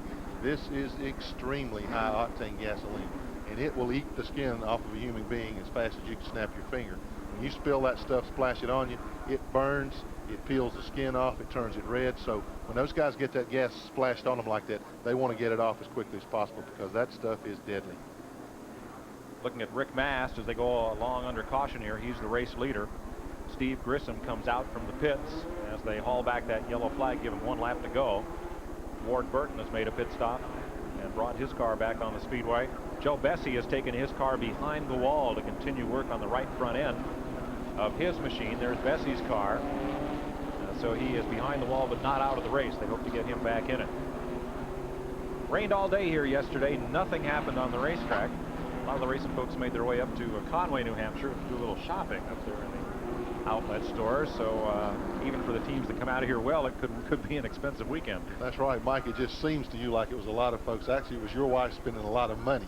That's what that was. I think that's what it was. You know, it's raining at the racetrack. Too bad. We'll go to Conway. A lot is the operative phrase here. Yeah. A lot. She only got through 2 stores. In fact, let me look in the grandstand. I hope she hasn't gone back up there today, but well, I'm afraid I don't have the keys to the car. So that tractor trailer rig that you borrowed to go up there is full after 2 stores. So. You didn't have any more room. Let's get back to it. Rick Mast, number 22, the race leader. Here's Bobby Labonte, who was involved in the Tommy Houston Steve Grissom spin, but he's come back up here to run in second place. Green flag, and they fan out across this wide front straightaway. Looks a bit like Pocono as they come down. Joe Nemechek on the inside sneaks into line there in fourth spot for number 87. Nemechek has run up front all day here. He's got a good, strong run going. In fact, he did last July when they were here, and he met with some problems later on in the race. But he's turned in a good performance this afternoon. And now you see Chuck Bell. There's Bobby Labonte taking over the position from Kelly Moore on the racetrack. And Bobby gets in the corner a little hard, gets a little high there, but he got the pass made. And also, you can see Chuck Bound now has moved around the leader, Rick Mass. So Bound has picked up one of those 13 laps they lost. He's only 12 now. One explodes. Tom Peck down the front straightaway. Now it looks like 4th of July as Peck coasts into turn number 1, and that will bring out the caution flag. So ring up number 8 at lap 113. Let's follow Chuck Bound back around. He's going to try to stay ahead of Rick Mass and get back one of those 13 laps. It'll put him 12 down to the race leader. Caution waving. Bound is going to hold that position, so he goes to being 12 laps down. Tom Peck rolls to a halt at turn 2. We also had 2 other cars over in turn 2. Looks like they got caught up in the smoke and maybe spun around. There was no damage, maybe no contact made. But again, I believe Ward Burton and looks like his brother, is that car number 12? Jeff Burton had spun around over there. So I don't think any contact was made by either of those cars, but they did spin. Caution is out. They haven't lost any time on the racetrack. Just some position there. You and your brother ever get messed up in the same accident? A couple of times. Well, I remember one day at Richmond we had a kind of a demolition derby type race, and I had been involved in a spin earlier, as had Dale, and we came to rest against each other down in the first turn, and it's not the kind of family reunion that you would want. Easier to forgive and forget when it's your brother? Probably not. You probably probably want to think about it longer, but that was one that neither one of us we thought we were just victims of circumstances. Anytime that I ever had a wreck, I was a victim of circumstance. Yeah. Okay. We are under the 8th caution of the day at New Hampshire International Speedway. With Rick Mass leading, we'll pause for this. We're back at New Hampshire International Speedway, 115 laps on the board. Joe Bessie's crew has called it quits for the day, and they're pushing the Cola Transport Holden Pontiac back to the garage area. So Bessie from Scarborough, Maine, is out of it for the day. It's been action up front and through the pack. There's 2 guys that have been going at it. Here's Joe Nemechek in 87 and Davey Allison right with him. You see Davey really come in there strong as they're putting a lap on Kelly Moore, and bam, you see him just tag Nemechek right in the back end. You see Joe's car turn a little bit sideways, but Davey backed off and let him straighten it out. Just out there for a Sunday afternoon drive, having a little fun. Pretty similar to the way they do it on the interstate up here in New England. They do not. I do. Ask Gary Clem about what I did to his Cadillac.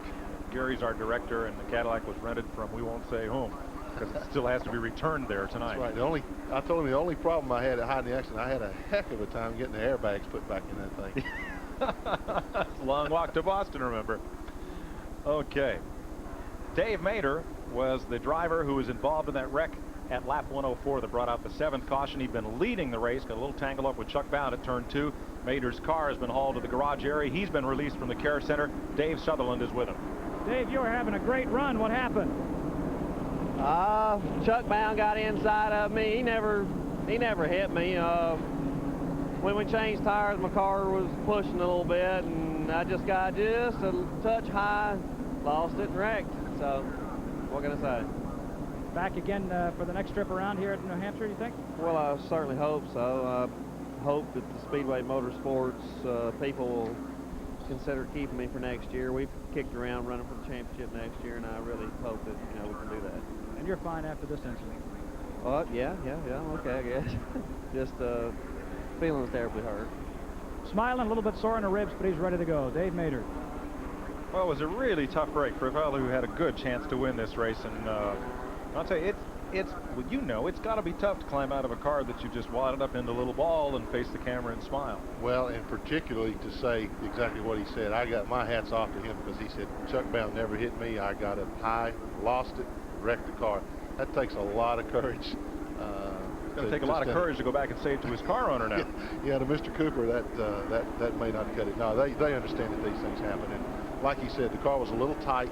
It was pushing a little bit, which means that the car didn't want to turn in the center of the corner like it had before he made those changes. And it got him up higher on the racetrack than where he had been all day. We commented about how well his car ran down low on the racetrack.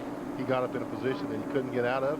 The car turned around, and had it not been for the other cars there, he would have been fine. But the car number 9 happened along, and Tommy Ellis, trying to slow down, bumped him. Just a chain reaction instead of circumstances there. Awfully tough for Ronald Cooper, but I mean for Dave Mater in the Ronald Cooper car. But I gotta take my hat off to him for standing up there and telling exactly what happened. I like Dave Mater. He's a good, strong race driver, and he's got a good future in this business. He came off a tough circuit. He's racing for some really nice people. He's got a good future in this sport. We'll see more of him, I hope. Absolutely. He's a proven champion in some of NASCAR's other divisions. He'll be back, and they're going to be a strong contender for the title. The last few weeks, they have run really, really well. We're getting ready to go to green again, Mike. Rick Mast in 22 is the leader, and look who's right up alongside. Chuck Bowen wants another one of those laps back.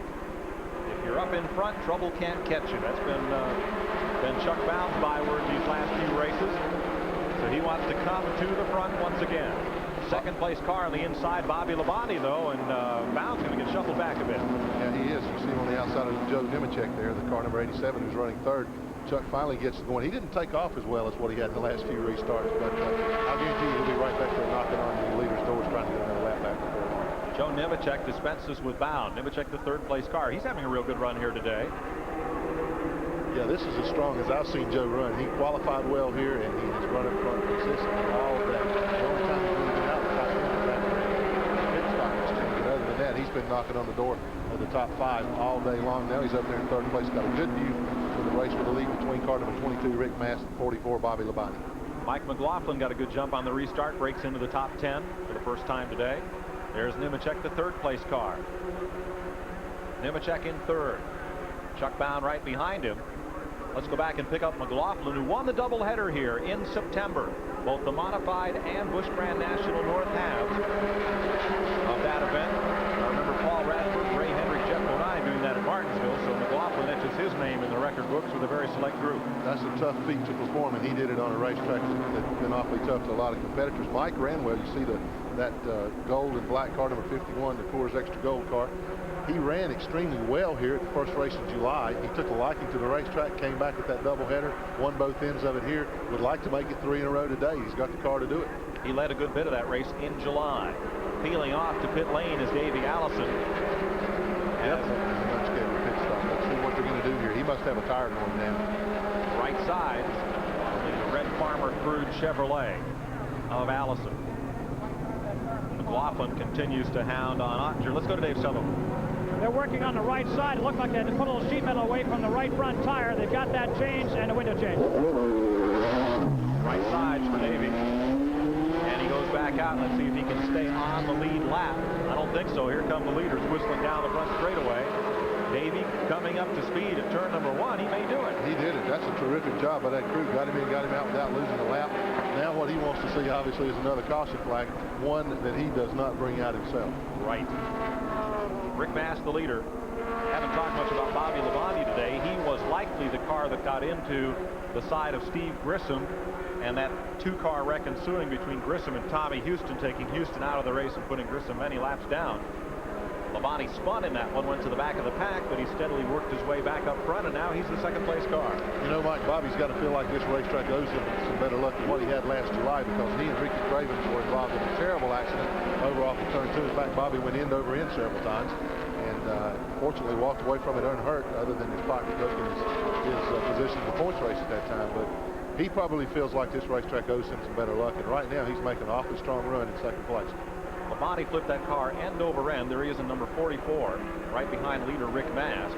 They took the car back to North Carolina. He hung on to the steering wheel so his arms wouldn't flail around. He said the steering wheel looked like an egg when they got done. And when they took the car apart to see what they could salvage, they saved 1 shock absorber and 1 brake caliper and threw the rest of the car away, all of it. That's about $50,000 worth of throwaway garbage there.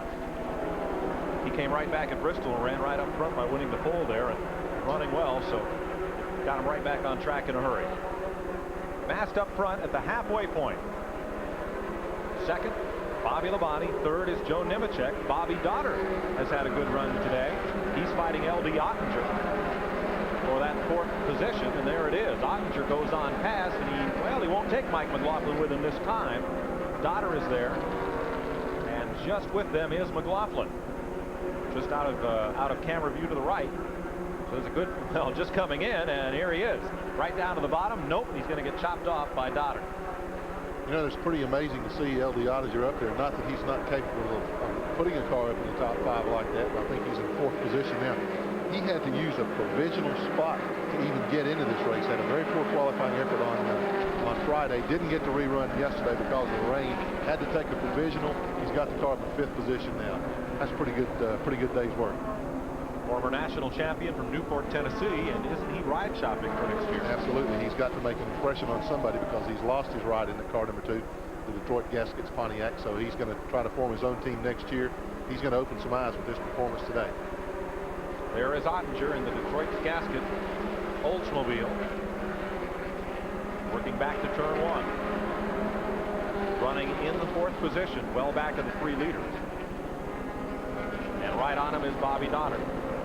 You see LD is using a little bit different line. His car seems to, he kind of diamonds the racetrack. He makes a point up in the center of the corners. Most of the guys hug right to the bottom of the racetrack, but LD's found a groove up top that he can work there. He drifts up high in the corner, then accelerates, flat foots it coming off the corner. Dotter's following right along with him. They may have found something there.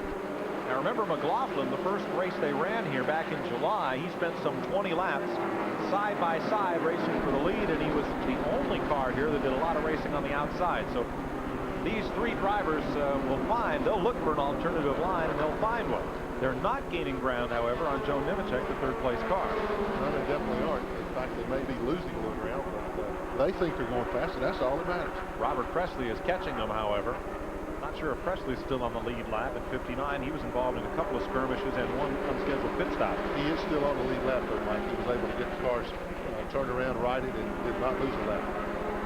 Slow roller down the back straightaway. That's number 52, Bruce Haley. Randy's Auto Parts Chevrolet. Looks like he's going to make it back to the pit lane.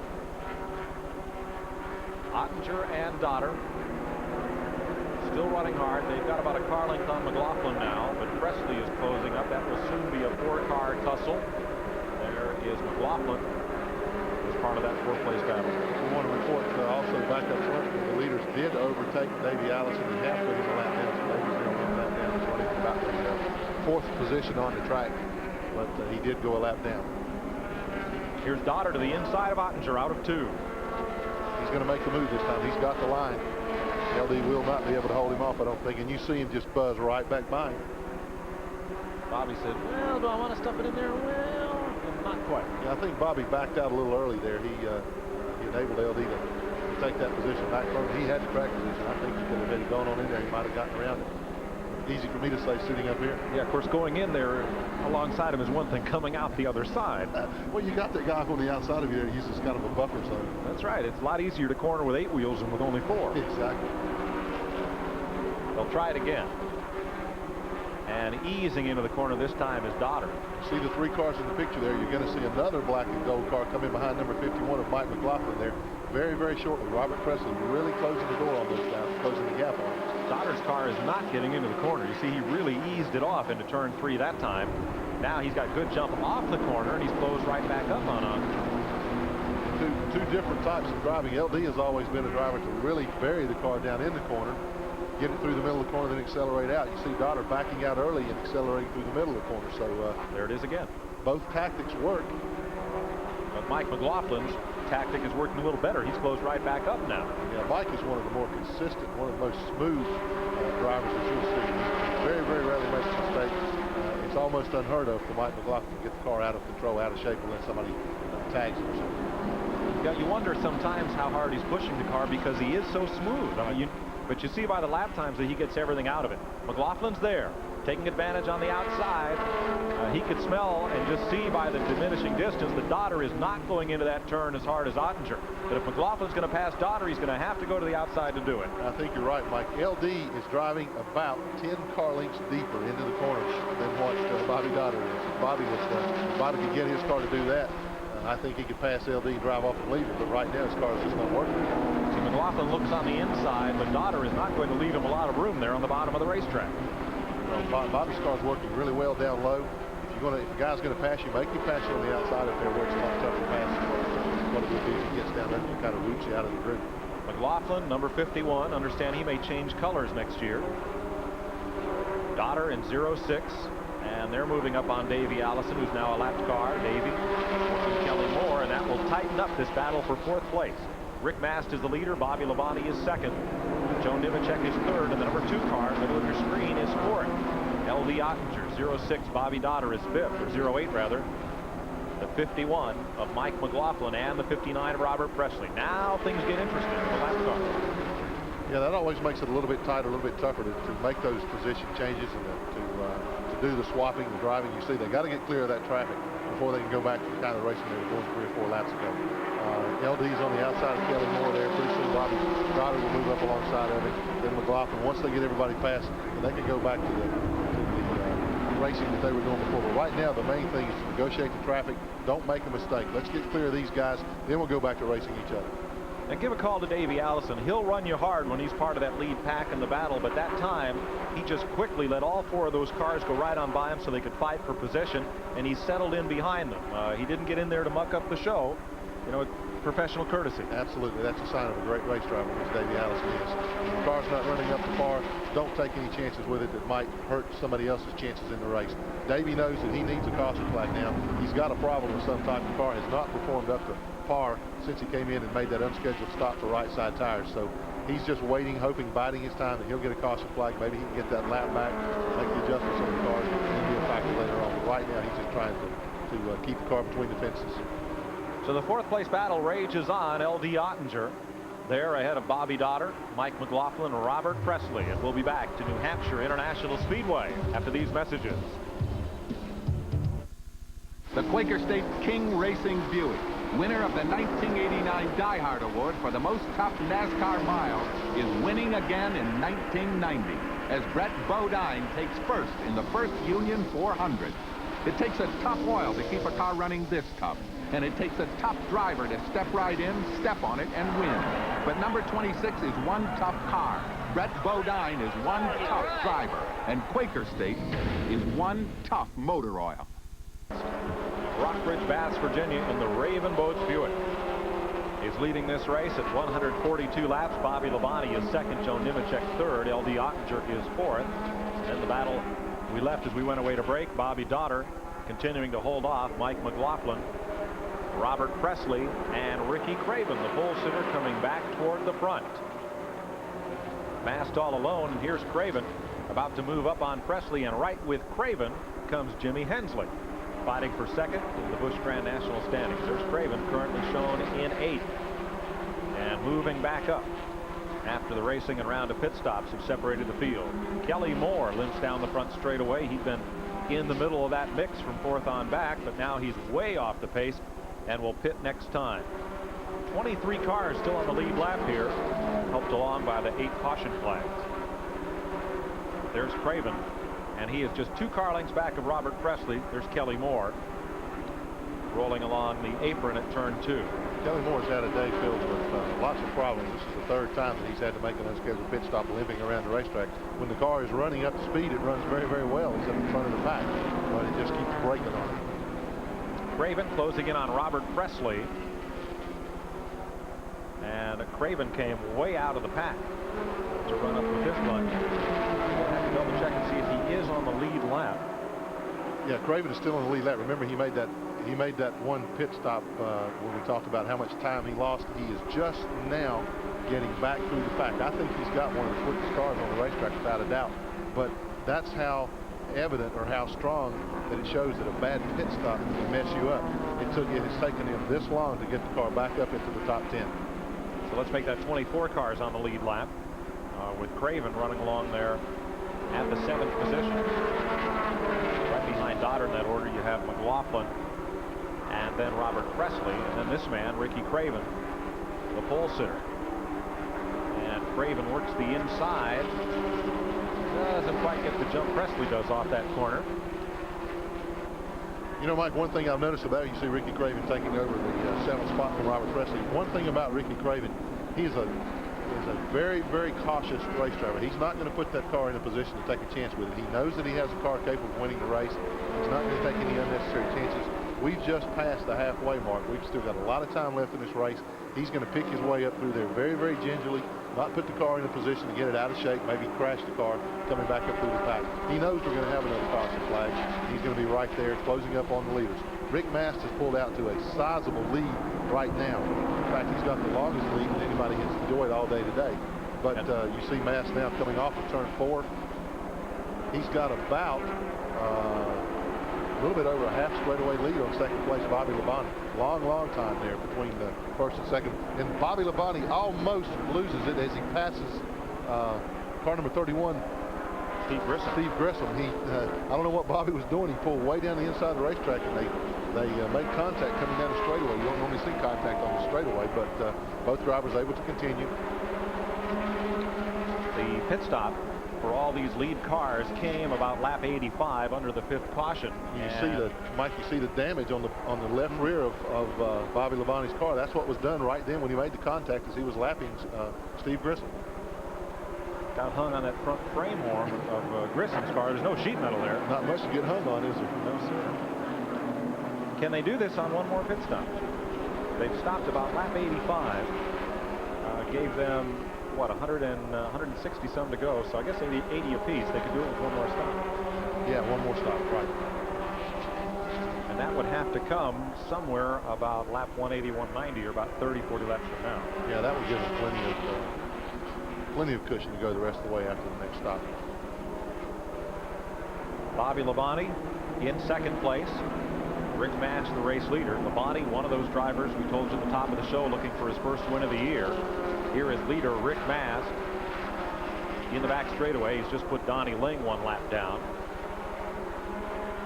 So make that 23 cars on the lead lap. And we'll bring Mast around at lap 150 here, show you the interval.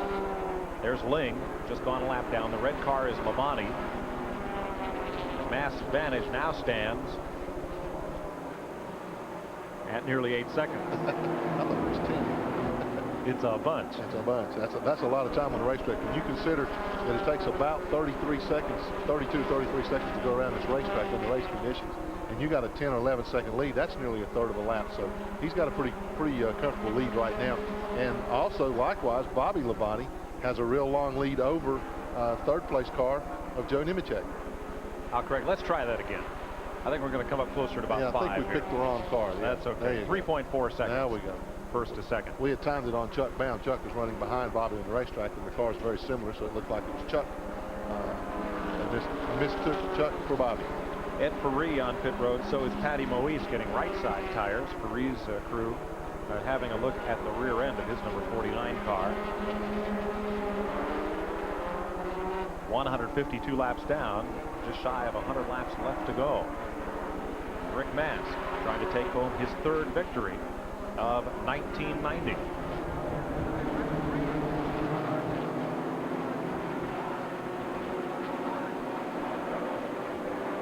So Mast well out front. Labonte at second, Nemechek third, L.D. Ottinger in fourth. Continuing to have his hands full of, this time, Mike McLaughlin, as Bobby Dotter has drifted back. Now, a lap ago in the front straightaway, McLaughlin was right on LD's bumper. A lapped car separated them, but here comes McLaughlin charging back. Well, he really got a good bite off the second turn down the backstretch. I don't think LD's going to be able to hold him off very much longer. I'll tell you, as deep as LD goes in the corner, for Mike to gain on him like that, he is really stuffing it in there. Yes, he is. McLaughlin, 5'4", 150 pounds, from Waterloo, New York, has been the NASCAR National Modified Champion of the Winston Modified Tour. Now moving on to Busch Grand National Racing. Doing a very good job. Mike's car looks like it's, McLaughlin's car looks like it's pushing a little bit, Mike. When he goes into turns, his car doesn't turn quite as quickly as what LD's does. You can see him go in here now. Watch his car drift up just a little bit there. LD's drifted up more that time. In fact, he got up a little too high. Caution is on the Speedway. And I don't have anybody in the fence. So we'll double check with NASCAR as to the reason for this caution flag. But it comes out at lap 155. It is the 9th yellow flag of the afternoon. Must be debris on the track, because I don't see, from our vantage point here, we can see all the way around. Pace car getting set to pick up the field. And we see a few of the pit boards out. Pit road closed on this first lap of caution. And looking to see where the wrecker is dispatched. Looks like a speedy drive. Yes, track truck is at turn number 2. So So apparently someone has dropped debris out in that area as the truck sets to go out and pick it up. NASCAR has observers all the way around the racetrack, and it's their job to figure out if there's something out there that makes conditions unsafe for racing, and if so, they'll drop that caution, safety being the primary concern of everyone. And now another official, looks like Buster Otten, coming to the front straightaway here and having a walk out on the front stretch to pick up a couple things. There goes the track truck in the back straightaway. 155 laps. 9th caution flag of the day. This one for debris. You're probably going to not want to see that. It's just going off your screen to the left. That's Rick Mast. He and Bobby Labonte having a good run. They are going to hold the 63 car here at start finish. Did he pass the leader? He passed the leader when the caution flag came out. He went by the leader, and both those cars are just being held to go back to their rightful position on the racetrack. They were a little bit behind the leaders. In fact, now you see the leaders coming down pit road. There's 22 Rick Mast, 44 Bobby Labonte. Into the picture soon will come Joe Nemechek. All the leaders are pitting right now. They could conceivably go the rest of the way. We got 157 laps are down, so I think we're going to go down. Let's go down now to Dave Sutherland. Down here in the pit road, the Raven Boats Buick is getting 2 right side tires. They don't seem to be doing anything to the car of Nemechek right behind him, except cleaning the windshield, giving him extra gas. Bobby Labonte, Bobby Dotter getting right sides, rights for Elton Sawyer, and the 2 car. L.D. Ottinger, Jimmy Hensley might have got less. Ricky Craven's getting right side tires, so is Tommy Ellis as they peel off pit road at 157 laps. We are under caution, the 9th day for debris on the racetrack. We'll be back to New Hampshire International Speedway. There's the New England 250 on Sports Channel America. Mike Joy with Glenn Jarrett, Dave Sutherland down on pit road. And it's time for our 150-lap Quaker State update, brought to you by Quaker State Motor Oil. The big Q is One Tough Motor Oil. Rick Mast was the leader at 150 laps. Average speed had moved up to 87.1 miles per hour. 7 lead changes among the 5 drivers. And at the time, 8 caution flags for 34 laps. Drivers out of the race: Kenny Bouchard with an engine, Todd Bodine, Kenny Wallace, Bobby Hamilton in the garage area. So is Dick McCabe, Randy LaJoie, Tommy Houston, and Jack Sprague. Tom Peck, Jack Ingram's on the trailer headed home. So is Bruce Haley. And that attrition list means that Chuck Bound cannot clinch the championship today. They'll go on to Rockingham, North Carolina, and then to Martinsville, Virginia. Getting set for the restart. That final race of the season, by the way, always a great one, the Winston Classic. You'll see it here on Sports Channel America. We'll be in Martinsville, Virginia 2 weeks from now live to bring it to you, the modified Busch Grand Nationals. A great weekend of racing there. And a great one we've had here. Bobby Labonte slowing back, drifting back a position behind Mike Rowe, trying to get lined up. And they get lined up just before they get the green. So we're back underway. Mike, if I'm not mistaken, right now, Ron Lamel, car number 15, has moved back into the lead again. You see the cars, the first 3 cars there, 63, 66, and 98, are all 1 lap down. So I think Lamel has found himself out on the point again. Oh, Lamel got loose. That's Lamel in 98, rather. Mike Rowe in 15, now the race leader. No, they are scoring Lamel. He's in the 98 car, and they're scoring him as the leader. Mast is right with him. He had a real quick stop. He was in 14th when the caution flag came out. Lamel in 98. He battles Rick Mast. And Mike Rowe. Right on by Lamel to take over the lead again. Of course, he had the dominant car before that caution period, and he's wasting no time in setting himself back out in front of the pack and let him chase him again. Ron Lamel was the leader on the restart. Mike Rowe now moving up in 15 will be the 2nd place car. Lamel is 3rd. Bobby Labonte is 4th in the 44 car, now moving on Lamel for 3rd. Joe Nemechek still up there in 4th position, 5th position, excuse me, and car number 75, Jimmy Hensley, has now moved himself up into 6th position. You see him being pushed down the front stretch by L.D. Ottinger. Ottinger 7th, Mike McLaughlin 8th. Tommy Ellis continues to rattle around the top 10. And Burton is up there, Jeff Burton. Here's Hensley and Ottinger, 2 veteran campaigners going at it. Jimmy Hensley needs a good finish here today to go into Rockingham with a hope for the championship. Bound cannot clinch today. Hensley on the lead lap, 10 or 11 laps down is Chuck Bound. So Hensley stands to gain some important ground here today. Oh, absolutely. He's going to make up a lot of points. And we have been handed a note by we got trouble up in turn 4. Got a car against the wall down there. That's Tommy Kendall in the electronic data system Chevrolet, the Trans Am champion, driving the car that Dale Earnhardt raced here in July with a new paint job. And Kendall from La Cañada, California, senior at UCLA, getting a taste of the concrete here in New Hampshire. That's a long way to come from California to New Hampshire to taste concrete. And it doesn't taste good. No, it doesn't. A very bitter taste. Labonte and Mike Rowe fighting it out there for second place. Bobby Labonte has gone into second, and that will boost his point chances. He's trying to finish third in the series. For the season, he came in here 2 points ahead of Kenny Wallace, who's out of the race, and just 5 points ahead of Steve Grissom, who's a number of laps down. Watching Nemechek and Lamel. Mike, the scoreboard is showing that Lamel is a lap down. However, our scorer has handed us a note saying the scoreboard shows he's in the lead lap. Our scorer says that he is a lap down, so we're going to double check that. I think that he spun one time and lost a lap about 50 to 60 laps ago, so we'll clear that for you. Plus, he was lined up. He was lined up on the outside for the restart, indicative of where the lap cars ought to be. So right. We'll double check. The way we're scoring in here in the booth is Mass the leader. Labonte in second, Mike Rowe is third, Joe Nimitz fifth is the battle where L.D. Ottinger is trying to hold off Ricky Craven. Then it's Mike McLaughlin. Jeff Burton is there along with Tommy Ellis and Jamie Obey, the Busch North champion. Yeah, I believe that's Jimmy Hensley instead of Craven. Craven is back in about 12th position. Right again. Let's go to Dave Sutherland. Ricky's holding up pretty well. I understand he's getting good tire wear. Right. We ran about 128 laps on those right side tires. When we pulled them off, it looked real good. So we put 2 right side tires on the Raven Boat Skull Banded Buick. And hopefully we can probably go all the way with what we got now. If we have a caution, we'll probably put lefts on. Otherwise than that, he's running real strong. Right. The car's feeling real good. The tires are holding up. We're doing a super job. Rick's just hanging in there. Tires are holding up, and that's Rick Mass holding up in front. Rick Mass, the race leader. Fellow who needs a caution right now is Joe Nemechek. Nemechek took a big slide up in turn number 2 a lap ago. You can see he's recovered. He's okay, but he lost 2 spots on that one. Robert Presley to pit lane.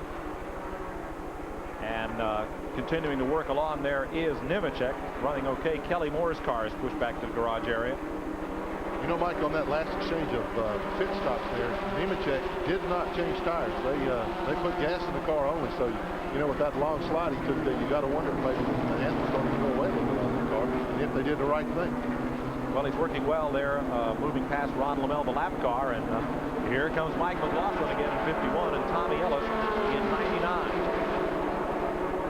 So McLaughlin trying to move back up and challenge Nemechek for a spot there up in the top 5. So 98 there, we're carrying a lap down, Ron Lamel, and then McLaughlin along with Nemechek. McLaughlin to the inside now. Ooh, can't get it done that time. Moving right up is Tommy Ellis. Right behind them, the 41 car in blue and white, Jamie Obey, will take down the Busch North Championship. There's Obey in light blue and white.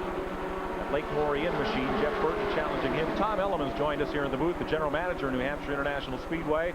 And Jamie Obey is going to make a fine champion for this series. I know you followed his career quite a bit. Yeah, I have. I've worked with him a lot in the Busch Grand National North Series, and of course this is his 3rd championship, and he's done a super job. This is not a car he normally races on a big track, so I think he was a little bit nervous about using this light blue one, which is the Frings chassis one, but he's doing extremely well. He's a very steady competitor. Speaking of doing well, as Ricky Craven comes right up to challenge this group that includes Tommy Ellis in 99, Jeff Burton in 12, the 98 there Lamel, and right with them the Ricky Craven car and Jamie Obey. Speaking of doing well, you folks have a good crowd on hand for today's race. And what are your thoughts reflecting on your first season here at the nation's newest super speedway? Well, it's been a hectic year. As you can see by looking around, we've made quite a few changes since the first time you were here. Quite a few improvements, and of course we have a whole bunch more in mind. And a bit of trouble as one car spins out of turn number 2. Excuse me, Tom, but that's Nemechek. Joe Nemechek going around at turn number 2. That big slide finally got him, but will have no caution. Front end dented in a bit on the Buick. See if he makes a stop at pit road. Let's have another look. There we go. Just a look at what happened to Nemechek. That was a live shot. He just loops it all the way around once, twice. Spinner on around there. Just caught the left front corner. Didn't really seem to do any damage to the car. He wasted no time. I don't even think he killed the engine. He just put her in gear and took off again. Good way to do it, but that spot where he slid before finally got him. Yep, Tom, this is a great racetrack, and I know you folks, as you learn, you're adjusting, you're making changes and improving and expanding the facility. Well, yes, parking was a problem in July, as you can see by looking out over the parking lots have been expanded greatly. There's a whole new parking area across the street, which you can't see. But parking and traffic have undergone massive improvements, and we've got, as I said, a lot more things we want to change before next season comes around. And we'll hope to be back with you then. Thanks for stopping by to join us. Tom Elliman, General Manager of the nation's newest super speedway. He's had a busy year, but it looks like it's been a fun one and a successful one. It's been great. Thank you. Rick Mast at lap 174 is the race leader, 75 to go. Here in the Chevy dealers in New England 250. Mast driving the Raven Boats Buick. Bobby Labonte in second. Interesting story there that broke last week. Labonte's sponsor, that number 44 car, has bought the company that sponsors Steve Grissom. So it's perhaps anybody's guess who will end up with a deal for 1991 from the new combined company. Although Big Mama Meat Snacks, Grissom sponsor, said that their sales had shown a huge increase since they started sponsoring a race car, and that in fact, in part, may have led to the takeover. They got too successful for their own good and got swallowed up. That's exactly what I thought, Mike. You know, you had two companies selling almost identical products. Both of them using stock car racing as an advertising tool. Both of them getting a lot of results out of it. And, you know, it had to be the fact that the two got together at the racetrack somewhere and a merger developed, and you got one big company now and one guy out of a sponsor. Well, we'll see. They've not decided what will happen for next year, so we'll stay tuned and we'll be back to New Hampshire International Speedway. Up and putting them down here at New Hampshire International Speedway. His Raven Boats Buick out in front of the field. 178 laps complete. 72 to go here at the nation's newest super speedway in Loudon, New Hampshire. There's a look at Mast, and ways back to the second place car. Mast pulls back up on Busch Grand National point leader Chuck Bound. If you joined us late, Bound spent 13 laps in the pits, replacing the water pump belt, or fan belt, as you will. Got back out there trying to preserve his point lead, but Bound cannot clinch the Busch Grand National Championship today. Jimmy Hensley has had a very good run today up until just moments ago, Glenn. Right as we went away for break, Mike, there you see Jimmy Hensley in the fast fair car number 75. He experienced some kind of problems. He came off the fourth turn. He slowed dramatically, pulled down almost against the pit wall, went very slowly down the front stretch. Then the car came back to power. I don't know if he had a momentary loss of power, whether he's got an ignition problem, but we're going to find out very shortly. Dave Sutherland. Bobby King, what happened with Jeff? He was running super. Well, right now his window net's come loose. They're trying to hold it up and get it hooked back. I think it go black flag us in a few minutes. Tough break, nothing mechanical. One of those little things that often goes wrong. Well, we know how much a water pump belt costs, how much that little clip costs that holds window net. Again, several $1,000s. Now, we're hearing some really strange things happening to these cars, particularly the guys that are involved in this real close points chase. You know, it's always dumb stuff. It is, yeah. It's the little things that get you. You know, if the engine blew or there was a big multi-car wreck, you could understand that, but right. It's always dumb stuff. It's a fan belt, it's a window net, something like that. So Hensley, who's been on the lead lap here all day, is going to have a very sore left arm if he has to keep holding it in the air to keep that window net up for the balance of this one. He's got 68 laps left in this race.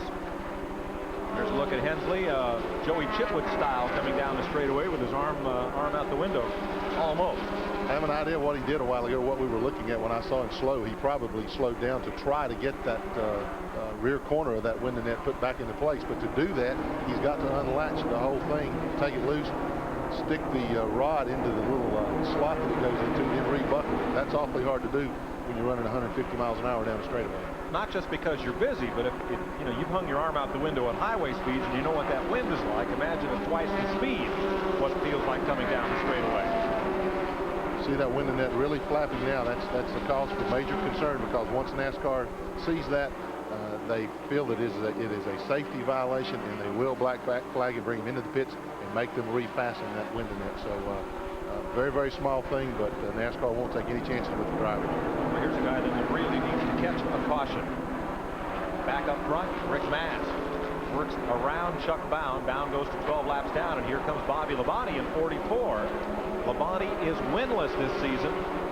We talked about Labonte, Elton Sawyer, Robert Presley, and Kenny Wallace, the 4 drivers that would really spark their season to gain a win of any kind here in 1990. All of them coming in here without a victory.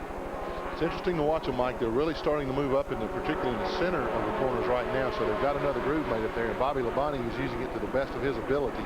His car working extremely well through the turns right now. He's wasting no time in closing ground on leader Rick Mast. It's not going to be long, and he's really getting a bite coming off the 2 there. It won't be long before he's able to mount a challenge for the lead. So Bobby Labonte coming up. He's the 2nd place car. Good battle for 3rd. L.D. Ottinger from Tennessee trying to hold off Mike Rowe, one of the Busch North drivers, embroiled in that point chase. For 2nd place behind Jamie Obey in the Busch North standings. This is their final race today. Bobby Labonte came in here 3rd in the points. Winless, but with 5 top 5 and 15 top 10 finishes, closing in on the $100,000 mark in season earnings. This battle, though, every bit a good one. This will be interesting because Ottinger and Rowe, I don't believe have ever raced together. Possibly at Oxford, Maine. That might be. Yeah, you are correct. I think Rowe, he usually runs pretty well up there. It's not like you look in your mirror and see a familiar face. You have an idea where he's going to go, but how do you know? That's right. And that's one thing that, when you race against a guy week after week like these 2 different tours do, you know how a guy tends to run. You know how he runs down in the turns, how hard he goes. And you develop a comfort zone there that you kind of know what to expect out of him. When you're racing against somebody you haven't been against, you're sitting there, and if you go up on the outside of that guy, you think, well, is he going to drive this thing way down the corner and knock me out of here, or what's going on? So there always is that element of doubt when you're racing against a guy you haven't raced against very much. So that battle, 3rd place, Ottinger and Mike Rowe, running past the lap car of Barney McRae, number 5. And back up front, Bobby Labonte trying to close in on Rick Mast. Mast lapping Ward Burton. Burton hit the wall early, lap 81. Made repairs and came back out. Bound separates the 2 leaders. So at lap 188, with 62 to go, the NASCAR Grand National Series will return. Point leaders have faltered. Rick Mast carries a healthy lead with 58 laps to go in the Chevy dealers of New England 250 allowed in New Hampshire. Bobby Labonte runs in 2nd spot. Here's the leading rookie on the tour, Joe Nemechek, who spun under the green. They're leading Davey Allison, who's a lap off the pace, and just behind North driver Billy Clark in the number 7, who's several laps down. Nemechek got loose up in 2, saved it, and then some 10 laps later spun it in turn 2 without further incident. Dave is in his pit. Dennis, what's the story with Joe? He's gotten loose and spun it, but the tires are holding up. Well, we've been fighting to push all day long, and the car's getting a little bit looser. Track's getting greased up pretty good right now. We're just going to try to hold on here to the next caution and see what we can do with the car. Okay, trying to hold on and see if we can get another caution and change tires. Davey Allison running right behind Nemechek. Joe, the leading rookie, 17th overall in the points, looking for his 3rd top 5 finish of the season. Mike, an interesting fact that I've just been looking at here. You can see Rick Mast, car number 22, leading the race. Mast started in 18th position. There you see a good shot of the lead cars. And you see the interval that he has been able to put on the 2nd place car. There's 1 car between them there. But nobody that started up front in this race is running anywhere near the front of the pack right now. Mast is leading. He started in 18th. Bobby Labonte is running 2nd. He was way back in 35th. Mike Rowe running 3rd, started in 31st. Yeah, that's right. L.D. Ottinger running 4th now, started way back in the 41st position. So, it's proving right now it doesn't matter where you start, it's where you finish. And these guys, a lot of them come from a long way back in the pack to get to the points that they are now. Let's tell you what's happened to the point chasers. Busch Grand National North leader and the new champion Jamie Obey has just coasted onto pit road. A lot of smoke from the back of his car. They pulled it behind the wall and they're looking at the rear end. So they may get Obey back into this race. Mike Rowe has run up front, so has Joey Carafas has been mid-pack all day.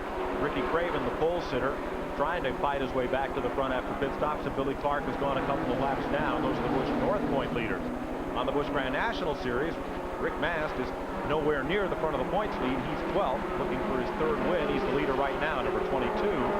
Point leader Chuck Bound lost 13 laps in the pits, replacing the water pump belt. Jimmy Hensley had the window net come loose, slowed down, but stayed on the lead lap. Bobby Labonte was involved in a spin that sent Steve Grissom and Tommy Houston into the wall at lap 30, but he's come back to second spot. There's the Mass crew, one crew member looking kind of confident, sitting up there enjoying the show. Kenny Wallace is out of the race, coasting into the garage area. Steve Grissom crashed with Houston. He's the 5th place point man. They've pasted back together much of his car. He's still running. Tom Peck out of the race engine. Tommy Houston out of the race crash. Tommy Ellis still on the lead lap. And L.D. Ottinger among the front 5 of the top 10 of the Busch Series. There you see car number 22, Rick Mask, putting Jimmy Hensley a lap down. He's still fighting that window net problem. Not able to give full attention to commanding the race car. Got to keep an eye on that window net too, so he has gone a lap down right here. So that still puts him 11 laps ahead of Chuck Bound. Exactly. And again, if you joined us late, Bound cannot clinch the championship today. He cannot post as high a finish as he'd need, and the attrition has been too high for the right combination of points for Bound to clinch. And here comes Jimmy Hensley down pit road. The window net is completely loose now. You can see it hanging out. We'll get a shot of that here momentarily, but Jimmy Hensley having to make an unscheduled pit stop. Tough brakes and dumb stuff afflicting the point chasers today. Jimmy Hensley coming out. That's all he did. I don't think he put gas in. I don't think they topped the tank off. All they had to do was refasten that window net. That's a real shame. Of course, he had already lost a lap, so he didn't really lose that many positions. And his primary goal right now is to finish as high up as he can and as far ahead of Chuck Bound to cut into that point lead further. Well, I think a very smart move on the part of that crew. Leave Jimmy out there as long as you can. Hope to catch a caution. If you do get lapped, okay, now we're lapped. We can get in and fix it and get back out without losing another lap. Let's do it. Let's not let the situation get worse. Now that we're lapped down, let's fix it. That's what they did. It was a good, strong move. It'll keep him a lap down, move him back a few spots, but not hurt him too badly. Mike Rowe is past L.D. Ottinger. That moves Rowe up into 3rd place. This is a tremendously strong run for Mike Rowe. He's been up in the top 10 positions since he led after that after that caution flag exchange of pit stops. And they haven't been able to root him out of that top 5 thus far. He's really stayed right up front, hung right in there. Good strong run going to 3rd place, taking over from L.D. Ottinger. The Auburn Maine driver started back in 31st position. Right. From the back to the front. That's been the story here today at New Hampshire. The O'Connor GMC truck Pontiac out of Auburn, Maine, for Mike Rowe, many-time champion up at Oxford Plains Speedway. There's L.D. Ottinger, the former national champ, right behind him in 4th spot. 202 laps complete, 48 to go at New Hampshire International Speedway for the Busch Grand National and Grand National North Series. The Grand National drivers go on to Rockingham and then Martinsville, where we'll see them next. Busch North drivers, they're last in the lead. Here's the battle. Tommy Ellis moving up on Mike Rowe. L.D. Ottinger has repassed Rowe for 3rd spot, and now Ellis is there. Mike, right before we went out for break, we were talking about how fast Mike Rowe was running, and all at once we started seeing a little puff of smoke come out of the car right in the center of the corner there. You could see it as he accelerated again. He must be having some kind of internal problems, but that enabled L.D. Ottinger to take 3rd place back from him, and now Tommy Ellis trying to take 4th. And Mike McLaughlin is right there as well in the 51 car. Good strong racing, good close quarter racing for positions 3 through 5 through 6 right now. Ellis on the inside in that black and red machine. A ride he will vacate at the end of the season. Absolutely, and I got to believe that little altercation that Ellis was in when Dave made a wreck over there, I think that the contact may have been strong enough there that it messed up the handling on the car just a tiny bit. May have gotten the toe end of the front end out of alignment somewhat, and it seems to have slowed him down just a little. McLaughlin high side, low side, trying to figure which path to take here as Ellis works underneath Mike Rowe. This is for 4th place. 4th, 5th, and 6th. McLaughlin right there.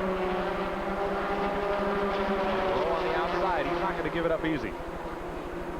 As they battle for the 4th position there. Ellis on the inside. Oh, thought he'd take it, and Rowe hangs right with him. McLaughlin right there. That's good racing. You're seeing 2 guys going at it tooth and nail, side by side. You don't get to see that very often here at New Hampshire, but as the race has worn on, you can see that outside groove becoming quicker and quicker. Ellis finally getting a little bit of an advantage, and now Mike McLaughlin slips under Mike Rowe. So Tommy Ellis will cement the 4th position for now. Mike McLaughlin will go on to 5th. We'll take a look at our Quaker State race summary at 200 laps. Brought to you by Quaker State Motor Oil. The big Q is One Tough Motor Oil. Rick Mast, the race leader.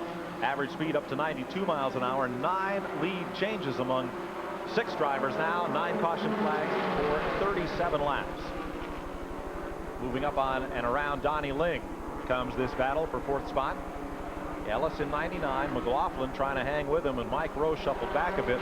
Right behind them, Tom Kendall, and I'm impressed with the job Kendall has done in that ex-Dale Earnhardt car, the number 40 machine, in his Busch Grand National oval track run. One of the few chances he's had to run these big heavy cars compared to the Trans Am machines that he's had, and the IMSA car. Doing well here today. Kendall has made a pretty good showing of himself everywhere he's been. He ran, I think, a road race course, Winston Cup. Watkins Glen did well, and he, other than getting chased around by a cane-wielding car owner, was a little mad at him. Billy Hagan. Yes, but sir. He has turned in some good, strong performances, and for a young kid still in college, he's doing a heck of a job. He's right behind this pack of cars. We're watching the battle for 4th spot. Tommy Ellis has it. Mike McLaughlin right with him, Mike Rowe, and then Jimmy Hensley. Hensley wearing 75 instead of his normal 25. 25 in the North Series belongs to Ricky Craven, and as the pole sitter, he kept his number for the event. Hensley had to switch. And as you mentioned, Ricky Craven, you can see car 15 right behind him is the car of Jimmy Hensley a lap down. The car directly in line behind him, a little bit out of the picture, would be car number 25, Ricky Craven. So he's still up there in the top 10. There he is. You can see him just come into the picture. Craven still running in the top 10. Not looked up quite as well as he was in the beginning of the race, but nonetheless moving up on that pack of cars. He was well behind them earlier on, about 10-15 laps ago. Has gained a lot of ground on them as they jockey for position among themselves. So I look for Craven to come up and put some pressure on that group pretty soon. That group moves past Ward Burton. Burton, who had the fine 7th place at Charlotte Motor Speedway. Here's a look at where your favorite driver's running at that 200 lap mark as we drift back to the field. Surprises there. There's shuffle in and out. There are a couple of drivers involved in that Busch North Point leader. There's Kendall we talked about in 16. And still a good tight pitch battle here.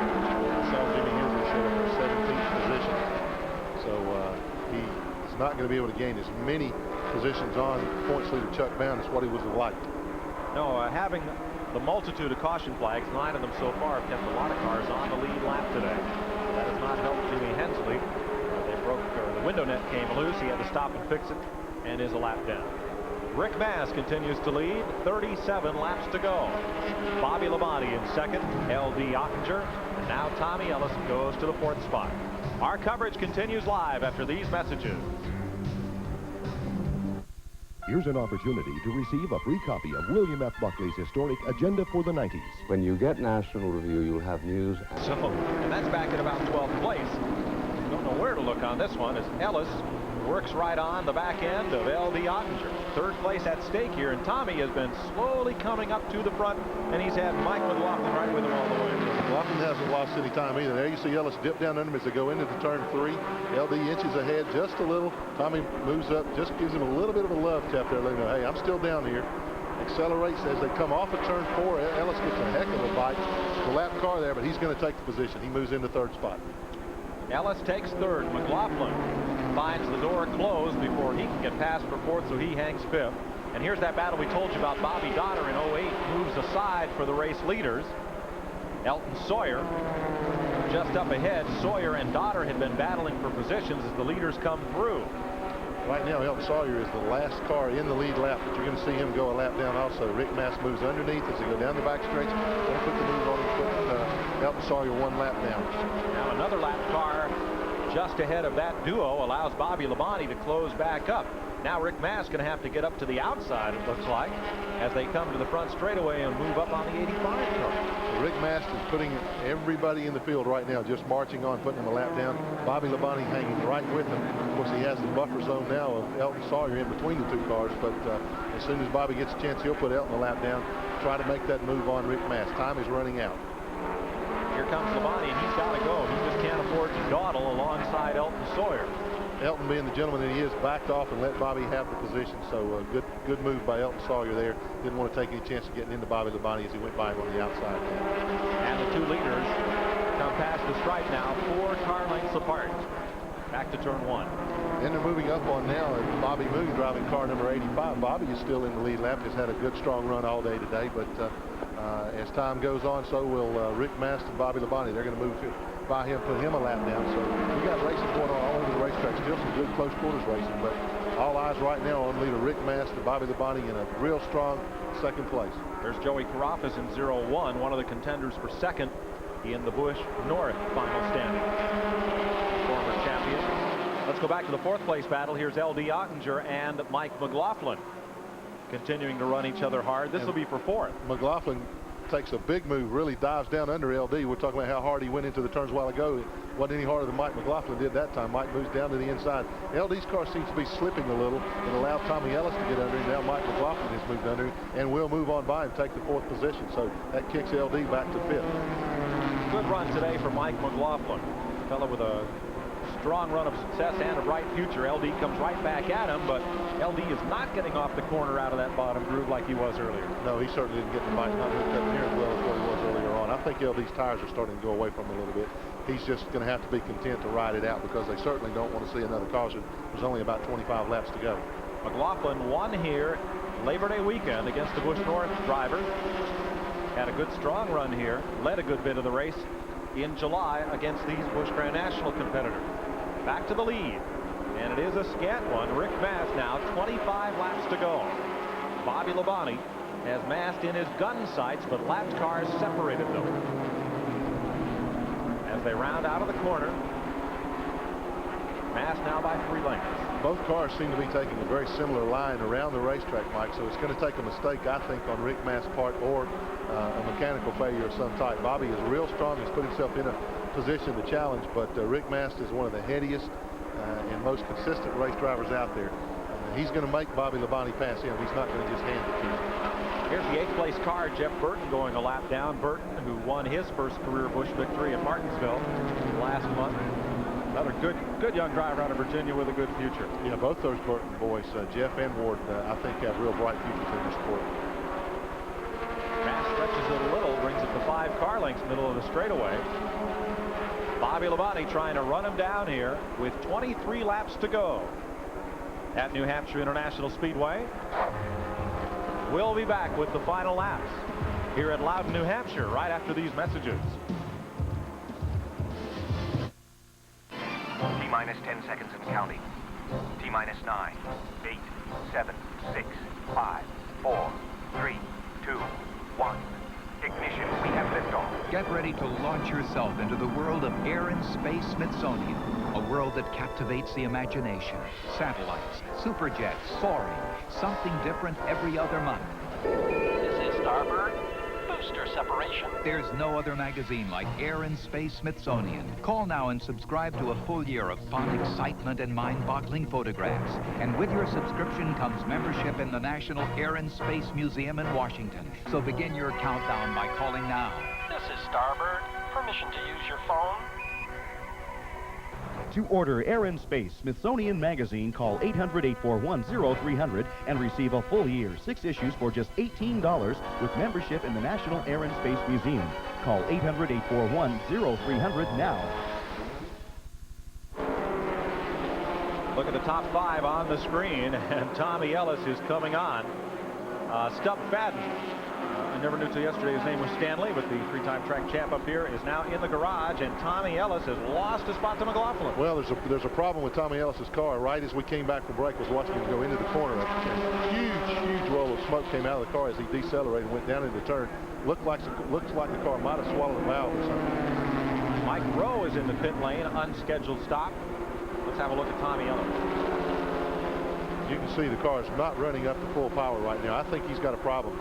Or some sort of mechanical problem. A lot of smoke came out of that car earlier on. Here comes Ottinger up on Tommy Ellis. You'll see Ottinger move into the screen, and smelling 5th place, or 4th place rather. Ottinger trying to work to the outside. Ellis, though, is not going to go down without a struggle. No, he's going to give it all he's got to the very bitter end. That's too bad because Ellis was definitely on the move. And taking over third place. Looked like he was surefire third place finisher there, but mechanical problems have been his undoing here in the last couple of laps. Remember, folks, these are all V6 powered cars. Like a V8, where you can stop a valve or lose a cylinder and still have most of your horsepower. When you lose one jug out of 6, you know it. Yep, it's very, very evident. Bobby Daughter has slowed down in the back straightaway. A lot of fellas are wishing this was 225 instead of 250 laps. Yeah, a lot of cars going by the wayside here very late. There you see LD Otten move on in ahead of Tommy Ellis and brought Tommy back to the 5th spot now. So something definitely amiss on Ellis's car. You can see a little bit of smoke that time from the right side header pipes. If we can get the proper camera angle on it, you can see just a wisp of smoke as the car decelerates in the turn. Laps are winding down, and so are the power plants on some of these cars. Stuff Fadden back out on the racetrack, but at very low speed, and he'll complete but one lap and come back toward the garage area. Rick Mast and Bobby Labonte continue to run now just 3 car lengths apart. 17 laps to go. 16 this time by. Let's go down to the Rick Mast pit and see if he can hold off Bobby Labonte. Dave? Ben, can he hold him off now for the last 17 or so? Well, I don't know. That last round of pit stops we had, we were hoping to get left side tires on. I think Bobby got left side tires on. We didn't get a chance, so we don't know. We got about 17 laps to go, and I think they're both running about as hard as they can go. Running hard and hanging on with the tires. That's what the story is from the pit. You always wonder, you know, I've worked pit road a lot, and I know you've been down there. You ask a crew chief, and you say, well, can he hold him off? As a crew chief, you just want to say, watch him out there and ask him. It's like, my work's done. How would I know? I'm holding him off. Yeah, right. The driver. You want to talk to him? No, they're in constant radio contact with the driver. Just in the event there is a caution or is a problem on the racetrack, they can get in, get the right kind of service, and get things squared away. But you know, someday somebody's going to tell one of us that. So, go out there. I was working pits one time and asked David Pearson. Larry was running, and I asked David a question. It was pretty obvious to me, and David knew that I should know the answer, but I wanted the fans at home to find out. Pearson looked at me like, you idiot, of course this is going to happen. Okay, David, I'm sorry. So sometimes the obvious is not so obvious to everybody. Well, plus it's a little different in this sport. You don't get to go into the dugout at Fenway Park and you know, ask the Red Sox manager if he's going to change pitchers or not. Exactly. It's a good thing. Distance seems to have stabilized a little bit. In fact, Mast seems to have pulled out a little bit as they worked some lap traffic there. We noticed Joe Nemechek and all the problems he's having. He's now on pit road. He comes sliding to a stop. And here's Mike McLaughlin getting the challenge back from LD Ottinger. In fact, at this point of the season, you don't have to ask the Red Sox anything. But, that's another story for another part of the channel. McLaughlin battling LD Ottinger. You see on the board, they're 3rd and 4th. And look how closely Tommy Ellis has moved back up on him. That's really a mystery to me. His car kind of went away, and those cars passed and drove off the left, and now he's pulled right back up onto the rear deck lid of LD Ottinger. Kind of temporary malady. Well, you still see a little bit of smoke. There's a possibility that by slowing down there, you might have cooled the tires a little bit and able the car to run a little quicker through the turns right now. So it's really hard to say. All we know is he's moved back up in a position to challenge LD for 4th position again. Ellis is there and trying to salvage a top 5 finish out of the day. That battle is 3rd, 4th, and 5th. McLaughlin, who won here in September, not considered a dark horse on this racetrack at all. Holding 3rd in car number 51, Ottinger in 2, the 4th place car, and Tommy Ellis in 99. And right behind them, Jimmy Hensley a lap down, and Ricky Craven trying to move up. There they are, the right side of your screen. And Craven makes the pass on the number 2 point man, and if Craven can get enough of a slingshot here, he's going to be right up amongst them before this one ends 11 laps from now. He's been marching up on him very, very steadily in the past 2 laps, Mike, and now he's put himself in a position. There are no cars between he and the 5th place car of Tommy Ellis. I look for Ricky Craven to be a real strong factor going for those positions in the last 2 laps here. He's coming right up on Tommy Ellis. He's just a car length or 2 back. I mean, he's flying. Yes, he is, and it looks like his tires may be a little fresher than the rest of them. He hasn't been battling for position. So he may have saved a little bit for the last to slingshot by those guys, take those positions. You know, he could very well easily finish 3rd because he's put himself in a position to do so right now. We'll stay with this battle as we tell you that Rick Mast has opened up his lead on Bobby Labonte, positions 1 and 2. We watch this fight from 3rd on back. There's Tommy Ellis here, Ricky Craven. This is 5th place. Craven was the pole sitter. Also won the pole here in September. 7 pole positions on the Busch North Tour. Points as well. Into the final 10 laps. And Craven came right up to Tommy Ellis. That's about as far as he's been able to get.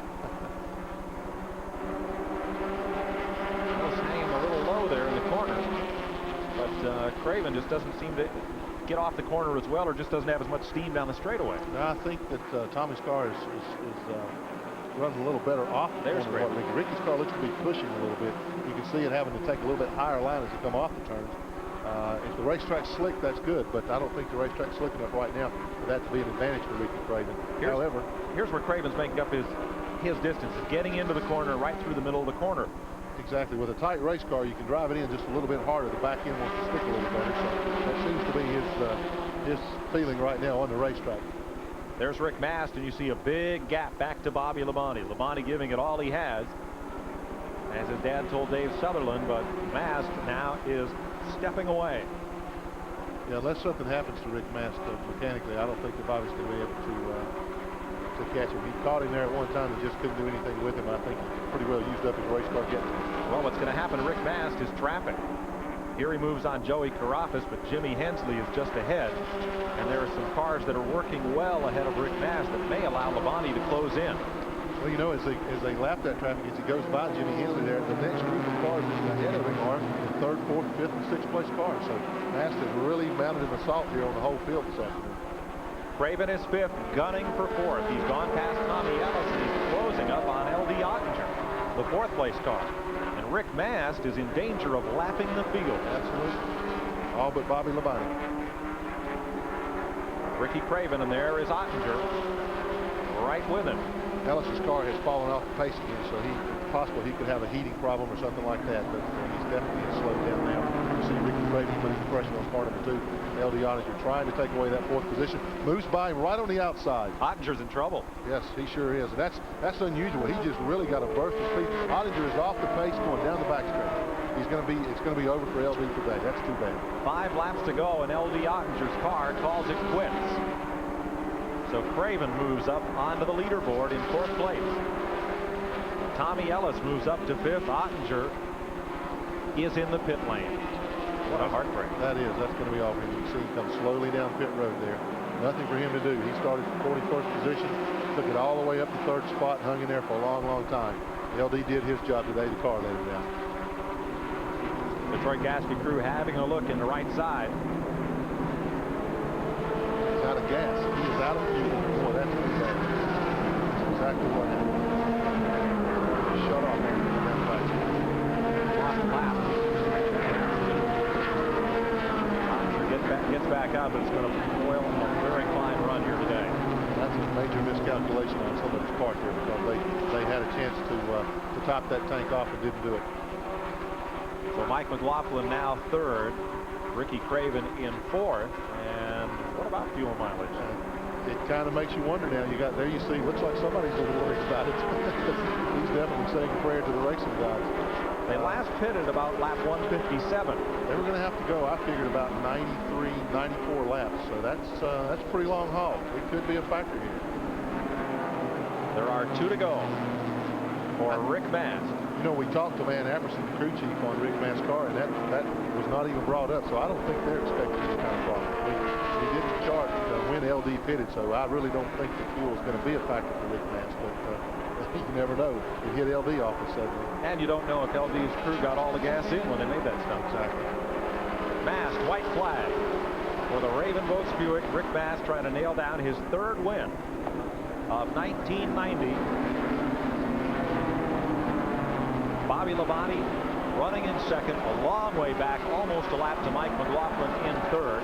Ricky Craven in 4th. Craven is just ahead of the race leader. He'll be the final car on the lead lap, unless Mast tries him here coming out of turn number 4. Labonte is closing. Labonte's got it down to 5 car lengths as Mast gets a little conservative with the 4th place car. They come off the final turn, and with a wave to the crowd, Rick Mast wins it by 6 car lengths. Let's look for that battle for 3rd spot as it's still working its way around the racetrack. Mike McLaughlin and Ricky Craven, they are lengths apart, about 10 car lengths apart. There's Labonte coming up, and giving a wave to Rick Mast. They both had a great day here today. So Mast and Labonte will finish 1-2. Checkered flag continues to wave, and Mike McLaughlin, who won here in September, will hold on for third. Ricky Craven, the pole sitter, comes all the way back up through the field for a fine fourth place finish. Those are the cars on the lead lap. Rick Mast will also pick up quite a bit in the points. He came in here in 12th, some 27 points behind Robert Presley, and perhaps may move up a spot or two. It'll be his third victory of the year and his 10th top 10 finish. We'll go to victory lane and meet Rick Mast. Third Busch Grand National victory of 1990. Bobby Labonte coming home second, 6 car lengths back. Mike McLaughlin and Ricky Craven on the lead lap. Tommy Ellis 1 lap back. The inaugural race winner finishes 5th here today, but big win for Rick Mast. Oh, absolutely. This has got to be one of the biggest wins of his career, and here he is in victory lane. Rick, they say good things come in threes, and this is your third win of the year. You must feel pretty good about it. Well, I tell you, it's been a long season. I've had so much good things happen in the last few months. You know, this is our first association with U.S. Tobacco and Skoal. They're an associate on my Busch car, and I'd like to thank them. Raven Boats, Buick, Jim Ruggles, he's been behind me all year. You know, the race, I didn't really know what to do. We ran all day long on the same left side tires. Goodyear had an awfully good tire here for us. Once was like 100 laps to go. I really tried to take it easy, not slip the tires, because I knew if we had to stop and put left sides on, we'd have to come back up through the pack, and that always causes problems. Bobby had me just a little bit worried. He made a run at me. We got some lap traffic. I went ahead and ran my car hard for 3 or 4 laps and kind of got away from him. And then I kind of thought, well, if nothing breaks, maybe I got it in the bag now. Well, nothing broken. You got it in the bag. How does this bode for the rest of the season? Well, I tell you one thing, it's a good paying race here at New Hampshire. We can definitely use the money. You know, my wife was ready to kill me when this race started. She said, you better win this race. So we're very fortunate. The car worked awfully good all day. I'm just so happy for my crew and everybody, like I say, Skoal and Raven Boats and Buick and Goodyear. Thank you all.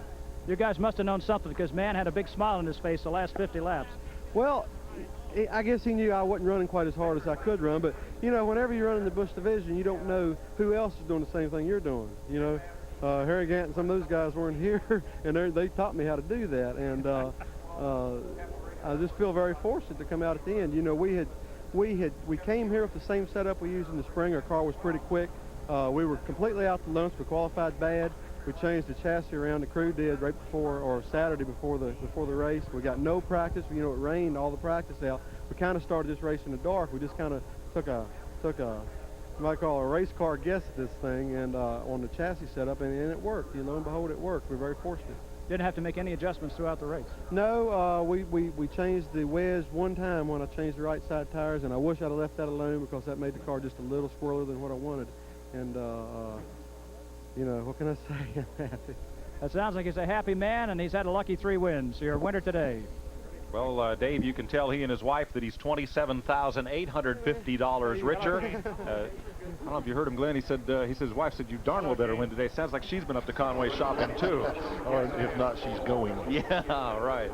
Great win for Rick Mast today. And how about Bobby Labonte? Came in here third in the points, picked up a whole bunch. Hopefully we'll get a chance to talk to him.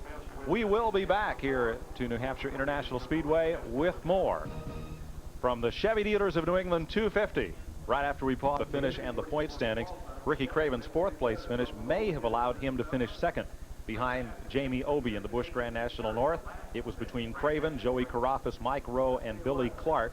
Craven's 4th place finish, by far the best out of those 4 drivers fighting for the runner-up position. Congratulations to J.B. Obey on his Busch North Championship. Take you back through the field a bit. There's the second 5. Jimmy Hensley, though, a lap down. Unofficially on our count is 6, so he'll gain a bunch of points on Chuck Bound. Bound was 12 laps down at the finish, well back out of that top 10. And we'll have to go on to Rockingham and then to Martinsville, which you'll see on Sports Channel America for the finish of the Busch Grand National season. You know, Mike, given the events of today, I don't think that this thing is going to be settled until the very last race of the year.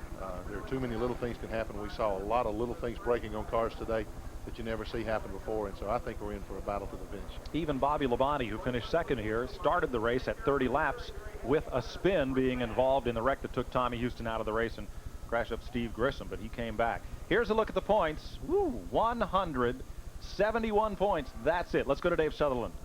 Chuck, how's this going to affect your finish today? How's this going to affect your championship chances? Tell you the truth, I haven't heard exactly where I finished yet, and I'm not sure where Jimmy finished either. I know he beat me. I know I lost some points. We had a major problem. The alternator physically broke, and when it broke, the alternator belt came off. The alternator belt took the water pump belt. We were lucky to catch it. We come in the pits. We fixed it. We lost a lot of time, but we run as hard as we could all day. I think we were around 25th, something like that. But I guess lucky for us, Jimmy had some bad luck, too. We'll be back. Okay, 171 points, and Rockingham's next. 2 to go. We're going to keep digging, try to win a couple races. There's 2 left. Coming in 2 weeks, the Grand National Championship live from Martinsville Speedway. Exclusive coverage here on Sports Channel America. For Glenn Jarrett and Dave Sutherland and Mike Joy, so long.